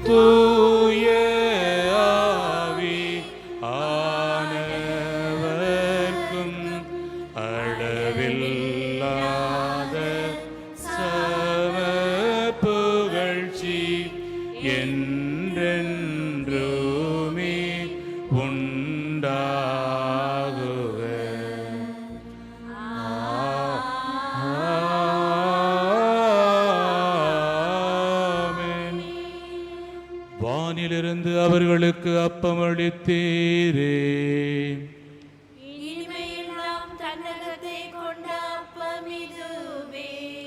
மன்றாடுவோமாக.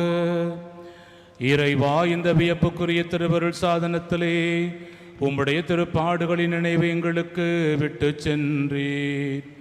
உமது திருவுடல் திரு ரத்தம் இவற்றின் மறைபொருளை வணங்கும் நாங்கள் உமது மீட்பின் பலனை இடைவிடாமல் அனுபவிக்க அருள் புரியுமாறு உம்மை மன்றாடுகின்றோம். என்றென்று வாழ்ந்து ஆட்சி செய்கின்றவர் நீரே.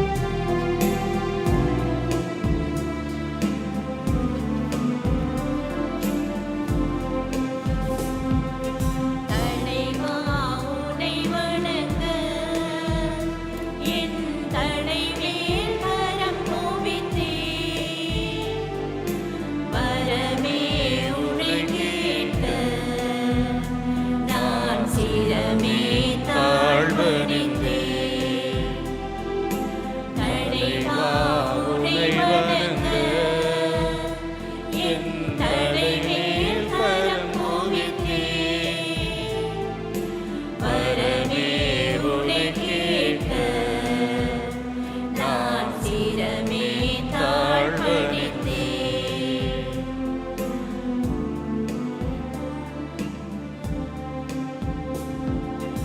அகல் போலெரியும் அன்பு அது பகல் போல் மனம் பரவும்.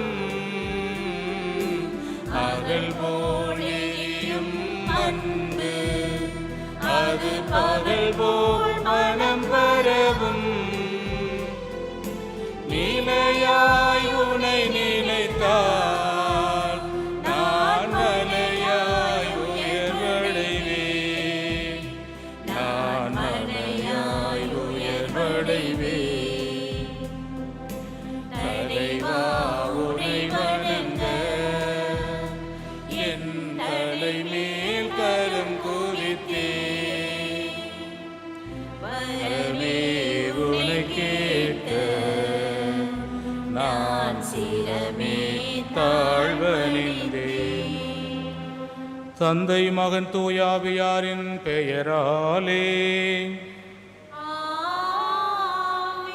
நம் ஆண்டவராகிய இயேசு கிறிஸ்துவின் அருளும் கடவுளின் அன்பும் தூய ஆவியானவரின் தோழமையும் உங்கள் அனைவரோடும் இருப்பதாக.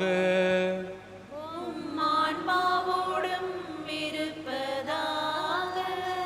இயேசுவில் பிரியமான சகோதர சகோதரிகளே, இன்றைய திருப்பலியானது Augustine Paiva, Terence, Rita, Michael Dasan, Leema Rose, Annie Stella, Rayan, Sebastian Rayappan, Macklin, Anthony Pichai இவருடைய ஆன்ம இழைப்பாற்றிற்காக ஒப்புக் கொடுக்கப்படுகின்றது.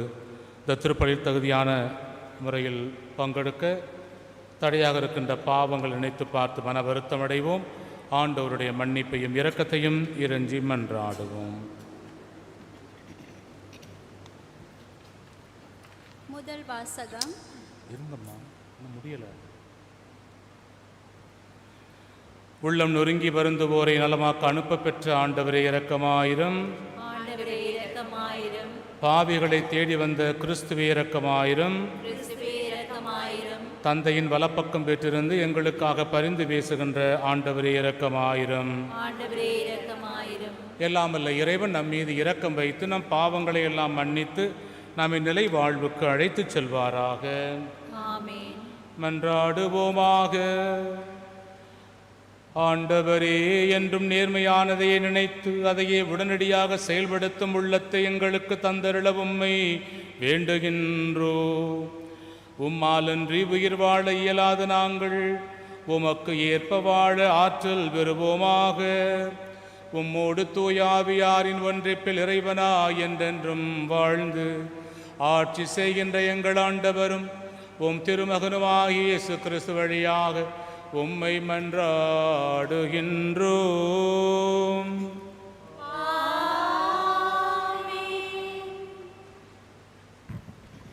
முதல் வாசகம். ஆண்டவரே, உம்மை தவிர வேறு துணையற்ற எனக்கு உதவி செய்யும். எஸ்தர் நூலிலிருந்து வாசகம். 4ஆம் அதிகாரம் 17ஆம் வசனம். சாவுக்குரிய துன்பத்தில் துடித்தார் எஸ்தர் அரசி. ஆண்டவரிடம் அடைக்கலம் புகுந்தார். இந்நிலையில் இஸ்ரேலின் கடவுளாகிய ஆண்டவரே அவர் பின்வருமாறு மன்றாடினார். என் ஆண்டவரே, நீர் மட்டுமே எங்கள் மன்னர். ஆதரவற்றவளும் உம்மை தவிர வேறு துணையற்றவளுமாகிய எனக்கு உதவி செய்யும். ஏனெனில் நான் என் உயிரை பணயம் வைத்துள்ளேன். ஆண்டவரே, நீர் எல்லா இனங்களிலிருந்தும் இஸ்ரேலை தெரிந்தெடுத்தீர் என்றும் அவர்களின் மூதாதையர் அனைவரிடமிருந்தும் எங்கள் முன்னோரை என்றென்றுக்கும் உம் உரிமை சொத்தாக தேர்ந்தெடுத்தீர் என்றும் நீர் அவர்களுக்கு வாக்களித்ததெல்லாம் நிறைவேற்றினீர் என்றும் நான் பிறந்த நாள் தொட்டு என் குலத்தாரும் குடும்பத்தாரும் சொல்ல கேட்டிருக்கின்றேன். ஆண்டவரே, எங்களை நினைவு கூறும். எங்கள் துன்ப வேளையில் உம்மையே எங்களுக்கு வெளிப்படுத்தும். தெய்வங்களுக்கெல்லாம் மன்னரே, அரசுகள் அனைத்தும் ஆண்டவரே, எனக்கு துணிவை தாரும். சிங்கத்துக்கு முன் நாவன்மையுடன் பேசும் வரத்தே எனக்கு வழங்கும். எங்களுக்கு எதிராக போரிடுபவனை மன்னரை வெறுக்கச் செய்யும். இதனால் அவனும் அவனை சேர்ந்தவர்களும் அழியச் செய்யும். ஆண்டவரே, உமது கை வன்மையால் எங்களை காப்பாற்றும். ஆதரவற்றவளும் உம்மை தவிர வேறு துணையற்றவளுமாகிய எனக்கு உதவி செய்யும். இது ஆண்டவர் வழங்கும் அருள்வாக்கு. பதிலுரை பாடல். ஆண்டவரே, நான் மன்றாடிய நாளில் எனக்கு செவி சாய்த்தீர். ஆண்டவரே, நான் மன்றாடிய நாளில் எனக்கு செவி சாய்த்தீர். ஆண்டவரே, என் முழு மனத்துடன் உமக்கு நன்றி செலுத்துவேன். தெய்வங்கள் முன்னிலையில் உம்மை புகழுவேன். உம் திருக்கோவிலை நோக்கி திரும்பி உம்மை தாழ்பணிவேன். பல்லவி. ஆண்டவரே, நான் மன்றாடிய நாளில் எனக்கு செவி சாய்த்தீர். உம் பேரன்பையும் உண்மையையும் முன்னிட்டு உமது பெயருக்கு நன்றி செலுத்துவேன். ஏனெனில் அனைத்திற்கு மேலாக உம் பெயரையும் உம் வாக்கையும் மேன்மையற செய்துள்ளீர். நான் மன்றாடிய நாளில் எனக்கு செவி சாய்த்தீர். என் மனதிற்கு வலிமை அளித்தீர். பல்லவி. ஆண்டவரே, நான் மன்றாடிய நாளில் எனக்கு செவி சாய்த்தீர். உமது வலக்கையால் என்னை காப்பாற்றுகின்றீர். நீர் வாக்களித்த அனைத்தையும் எனக்கென செய்து முடிப்பீர். ஆண்டவரே, என்றும் உள்ளது உமது பேரன்பு. உம் கைவினை பொருளை கைவிடாதேயும். பல்லவி. ஆண்டவரே, நான் மன்றாடிய நாளில் எனக்கு செவி சாய்த்தீர்.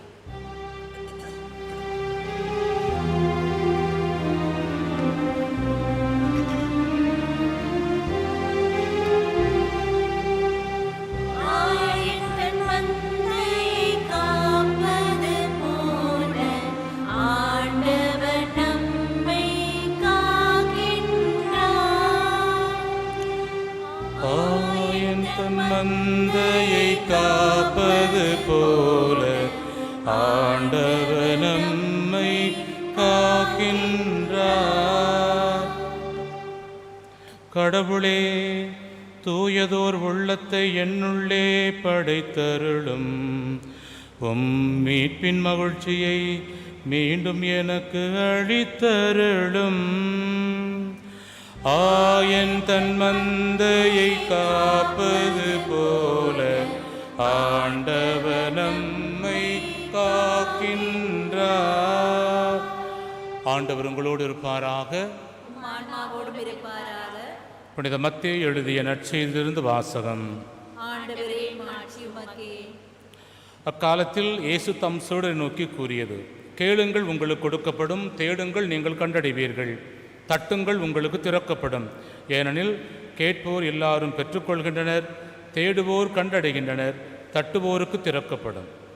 உங்களுள் எவராவது ஒருவர் அப்பத்தை கேட்கும் தம் பிள்ளைக்கு கல்லை கொடுப்பாரா? அல்லது பிள்ளை மீன் கேட்டால் பாம்பை கொடுப்பாரா? தீயோர்களாகி நீங்களே உங்கள் பிள்ளைகளுக்கு நற்கொடைகள் அளிக்க அறிந்திருக்கிறீர்கள். அப்படியானால் விண்ணுலகில் உள்ள உங்கள் தந்தை தம்மிடம் கேட்போருக்கு இன்னும் மிகுதியாக நன்மைகள் அளிப்பார் அல்லவா? ஆகையால் பிறர் உங்களுக்கு செய்ய வேண்டும் என விரும்புகின்றவற்றையெல்லாம் நீங்களும் அவர்களுக்கு செய்யுங்கள். இறைவாக்குகளும் திருச்சட்டமும் கூறுவது இதுவே. ஆண்டவரின் அருள்வாக்கு. கிறிஸ்துவே உமக்கு புகழ்.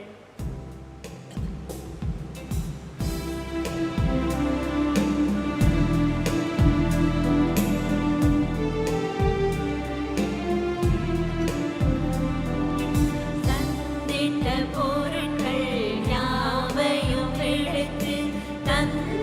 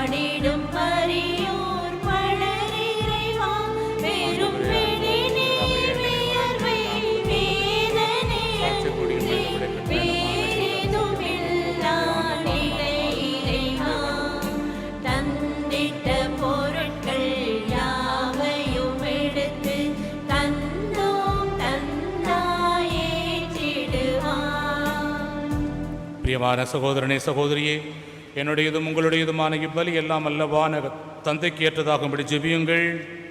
ஆண்டவர் தம் திருப்பெயரின் புகழ்ச்சிக்காகவும் மாட்சிக்காகவும் நமது நன்மைக்காகவும் புனித திரு அவை அனைத்தின் நலனுக்காகவும் முது கையிலிருந்து இப்படியே ஏற்றுக்கொள்வாராக. ஆண்டவரே, உம்மை கெஞ்சி மன்றாடுவோர் மீது இரக்கமாயிரும். உமக்களின் காணிக்கைகளையும் வேண்டல்களையும் ஏற்று எங்கள் அனைவரின் உள்ளங்களையும் உம்மிடம் திருப்புவீராக. எங்கள் ஆண்டவராகிய கிறிஸ்து வழியாக உம்மை மன்றாடுகின்றோம்.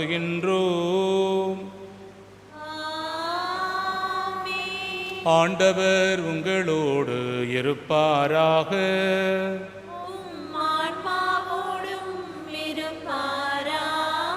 இதயங்களை மேலே எழுப்புங்கள். ஆண்டவரிடம் எழுப்பியுள்ளோம். நாம் இறைவனாகிய ஆண்டவருக்கு நன்றி கூறுவோம். அது தகுதியும் நீதியும் ஆனது.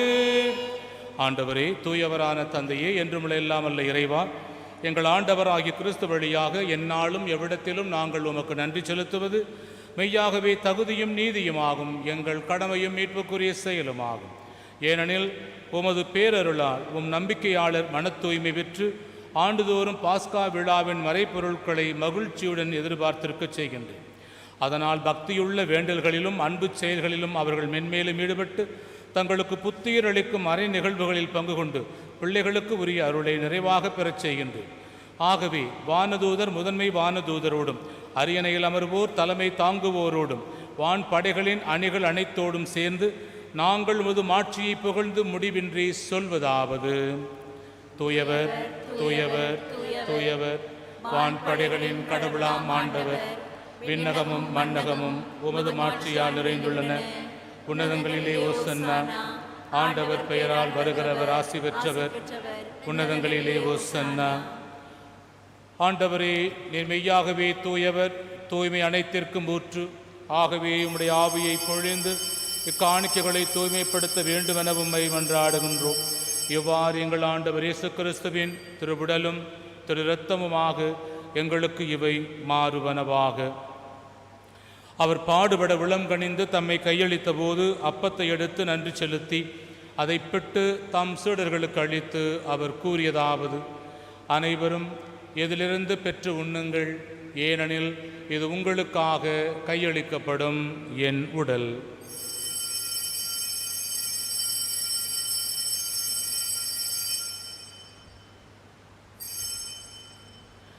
அவனமே இரவு பிறந்தை அருந்தியவின் கிண்ணத்தையும் எடுத்து மீண்டும் உமக்கு நன்றி கூறி தம் சீடர்களுக்கு அளித்து அவர் கூறியதாவது: அனைவரும் இதிலிருந்து பெற்று பருகுங்கள், ஏனெனில் இது புதிய நிலையான உடன்படிக்கைக்குரிய என் இரத்தத்தின் கிண்ணம். இது பாவ மன்னிப்புக்கென்று உங்களுக்காகவும் பலருக்காகவும் சிந்தப்படும். இதை என் நினைவாக செய்யுங்கள்.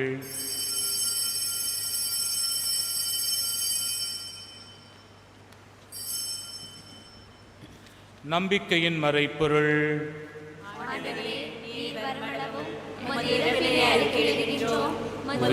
எடுத்துரைக்கின்றோம். ஆகவே ஆண்டவரே, நாங்கள் கிறிஸ்துவின் இறப்பினையும் உயிர்ப்பினையும் நினைவு கூர்ந்து வாழ்வு தரும் அப்பத்தையும் மீட்பளிக்கும் கிண்ணத்தையும் உமக்கு ஒப்புக் கொடுக்கின்றோம். திருமுன் நின்று ஊழியம் புரிய தகுந்தவர்கள் எங்களை ஏற்றுக்கொண்டீர். எனவே உமக்கு நன்றி செலுத்துகிறோம். மேலும் கிறிஸ்துவின் உடலிலும் இரத்தத்திலும் பங்கு கொள்ளும் எங்களை அதே தூய் ஆவியால் ஒன்று சேர்க்க வேண்டுமென உம்மை தாழ்மையுடன் மன்றாடுகின்றோம். ஆண்டவரே, உலகெங்கும் பரவி இருக்கும் அது திரு அவையை நினைவு கூர்ந்தருளும். எங்கள் திருத்தந்தை பிரான்சிஸ், எங்கள் ஆயர் மால்கம் ரஞ்சித், எல்லா திரு நிலையினர் ஆகிய அனைவரோடும் உமது திரு அவை அன்பில் நிறைவு பெறச் செய்தருளும். தந்தையை உயிர்த்தெழும் எதிர்நோக்குடன் துயில் கொள்ளும் எங்கள் சகோதரர் சகோதரிகளையும் இறந்தோர் அனைவரையும் இரக்கத்துடன் நினைவு கூர்ந்து உமது திருமுக ஒளியினுள் ஏற்றருளும். எங்கள் அனைவர் மீதும் இரக்கமாயிரும். கடவுளின் கன்னித்தாயான புனித மரியா, அவருடைய கணவரான புனித யோசேப்பு, புனித திருத்தூதர்கள், இவ்வுலகில் உமக்கு உகந்தவராயிருந்தோர் ஆகிய புனிதர் அனைவருடனும் நாங்கள் நிலைவாழ்வில் பங்கு கொள்ளும் தகுதி பெற்று திருமகனேசு கிறிஸ்து வழியாக உம்மை புகழ்ந்தேத்தும் வரம் அருள உம்மை மன்றாடுகின்றோம்.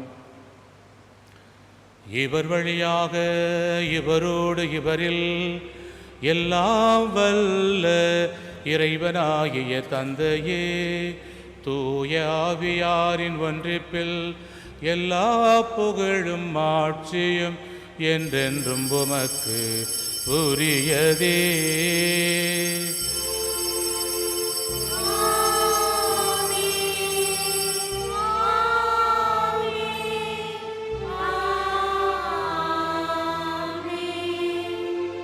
மீட்பரின் கட்டளையால் கற்பிக்கப்பட்டு இறை படிப்பினையால் பயிற்சி பெற்ற அனைவரும் துணிந்து சொல்வோம். விண்ணுலகில் இருக்கிற எங்கள் தந்தையே, உமது பெயர் தூயதென போற்ற பெறுக, உமது ஆட்சி வருக, உமது திருவிழம் விண்ணுலகில் நிறைவேறுவது போல மண்ணுலகிலும் நிறைவேறுக. எங்கள் அன்றாட உணவை என்று எங்களுக்கு தாரும். எங்களுக்கு எதிராக குற்றம் செய்வோரை நாங்கள் மன்னிப்பது போல எங்கள் குற்றங்களை மன்னியும். எங்களை சோதனைக்குட்படுத்தாதேயும், தீமையிலிருந்து எங்களை விடுவித்தருளும். ஆண்டவரே, தீமை அனைத்திலுமிருந்தும் எங்களை விடுவித்து எங்கள் வாழ்நாளில் உம் திருமகன் கொண்டு வந்த முழுமையான அமைதியை கனிவுடன் கண்ணோக்கி அருள உம்மை மன்றாடுகின்றோம். உடைய இரக்கத்தின் உதவியால் நாங்கள் பாவத்திலிருந்து எப்போதும் விடுதலை பெற்று யாதொரு கலக்கமுமின்றி நலமாயிருப்போமாக. நாங்கள் எதிர்நோக்கி இருக்கும் பேரின்பத்திற்காகவும் எம் மீட்பராகிய இயேசு கிறிஸ்து வருகைக்காகவும் காத்திருக்கின்றோம். ஆண்டவரே இயேசு கிறிஸ்துவே, அமைதியை உங்களுக்கு விட்டுச் செல்கின்றேன், என் அமைதியை உங்களுக்கு அளிக்கின்றேன் என்று உம் திருத்தூதர்களுக்கு மொழிந்தீரே. எங்கள் பாவங்களை பாராமல் திரு அவையின் நம்பிக்கையை கண்ணோக்கி திருளத்திற்கு ஏற்ப அதற்கு அமைதியையும் ஒற்றுமையையும் அளித்தருள்வீராக. என்றென்றும் வாழ்ந்து ஆட்சி செய்கின்றவர் நீரே. ஆண்டவருடைய அமைதி உங்களோடு என்றும் இருப்பதாக. கிறிஸ்து இயேசு கொண்டு வந்த முழுமையான அமைதியை நாம் ஒருவர் பிறரோடு மகிழ்ச்சியாய் பகிர்ந்து கொள்வோம். அமைதி.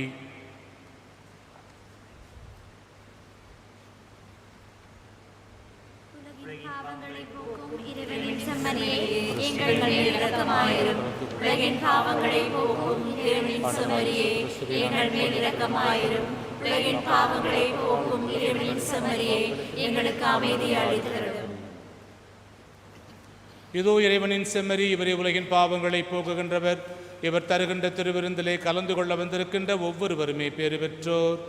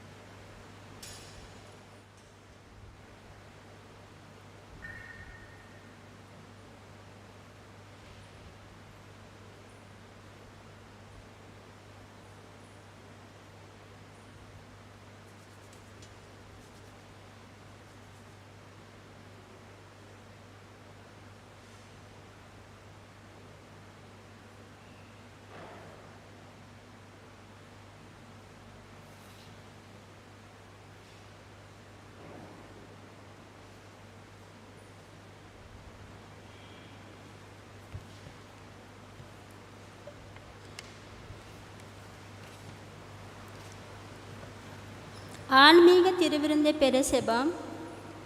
என் இனிய இயேசுவே, தூய நற்கருணையில் நீர் உண்மையாகவே பிரசன்னமாயிருக்கிறீர் என்பதை நான் நம்புகின்றேன்.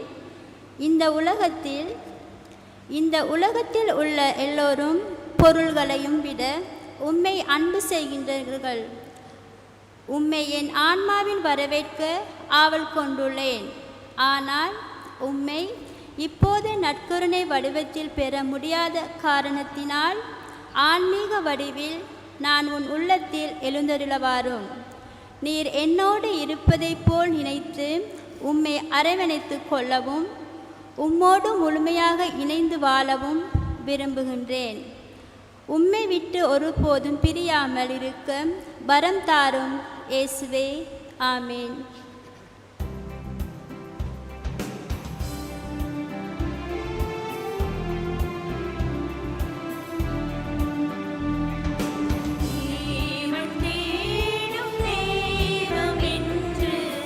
என்னில் வருகின்றார்,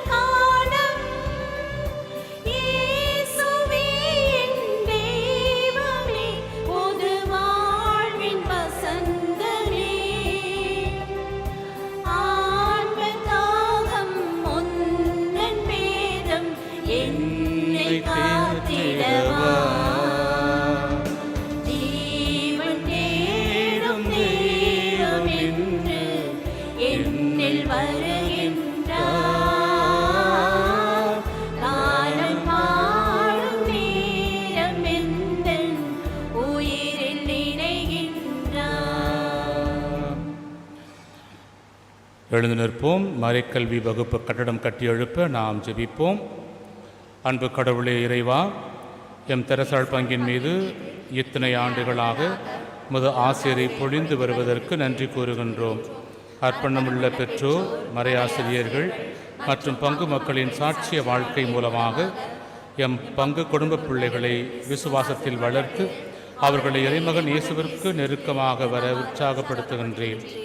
எங்கள் பிள்ளைகளின் விசுவாசத்தை கட்டி எழுப்ப அவர்களை வழிநடத்த எங்களுக்கு ஒரு கட்டிடம் தேவை. எனவே தூய ஆவியானவரை எம்முள் அனுப்பி எங்கள் எதிர்கால சந்ததியினர் உம்மை அறியவும் அவர்களும் சேவை மனப்பான்மையோடு இந்த பங்கை கட்டி எழுப்ப துணை புரியும். உமது இறை பராமரிப்பில் நாங்கள் நம்பிக்கை வைக்கின்றோம். நாங்கள் எடுக்கும் முயற்சிக்கு பரந்த மனதோடு உதவி செய்யும் ஒவ்வொருவருக்காகவும் ஜெபிக்கின்றோம்.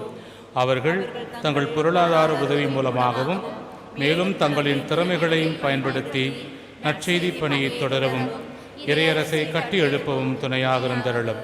இந்த உன்னதமான பணியில் ஈடுபடவிருக்கும் ஒவ்வொருவரையும் பராமரித்து பாதுகாத்து தொடங்கி இருக்கின்ற இந்த பணியை நல்ல விதமாக நிறைவு பெறச் செய்வீராக.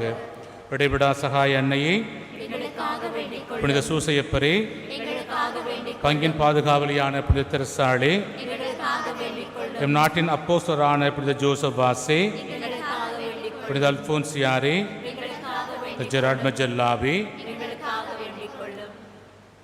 மன்றாடுவோமாக. ஆண்டவரே எங்கள் இறைவா, எங்கள் மனம் திரும்புதலின் அரணாக புனிதமிக்க இம்மறை நிகழ்வுகள் விளங்க உம்மை வேண்டுகின்றோம். அதனால் இக்காலத்திலும் வருங்காலத்திலும் இவற்றை எங்களுக்கு அருமருந்தாயாக்குவீராக. எங்கள் ஆண்டவராகிய கிறிஸ்து வழியாக உம்மை மன்றாடுகின்றோம்.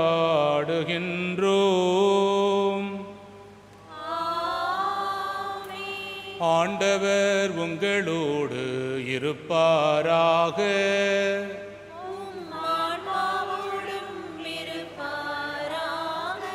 எல்லாம் வல்ல இறைவன் தந்தை, மகன், தூயாவியார் உங்கள் அனைவரையும் நிறைவாய் ஆசீர்வதிப்பாராக.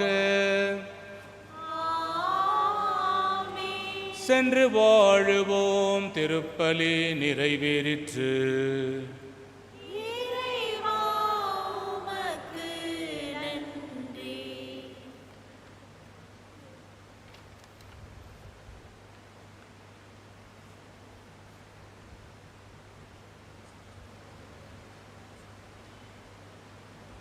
அச்சிஷ்ட சிலுவை அடையாளத்தினாலே எங்கள் சத்துருக்களிடத்திலிருந்து எங்களை ரட்சித்துக் கொள்ளும். எங்கள் சர்வேஸ்வரா, பிதா, சுதன், கிறிஸ்துவின் பேராலே ஆமேன்.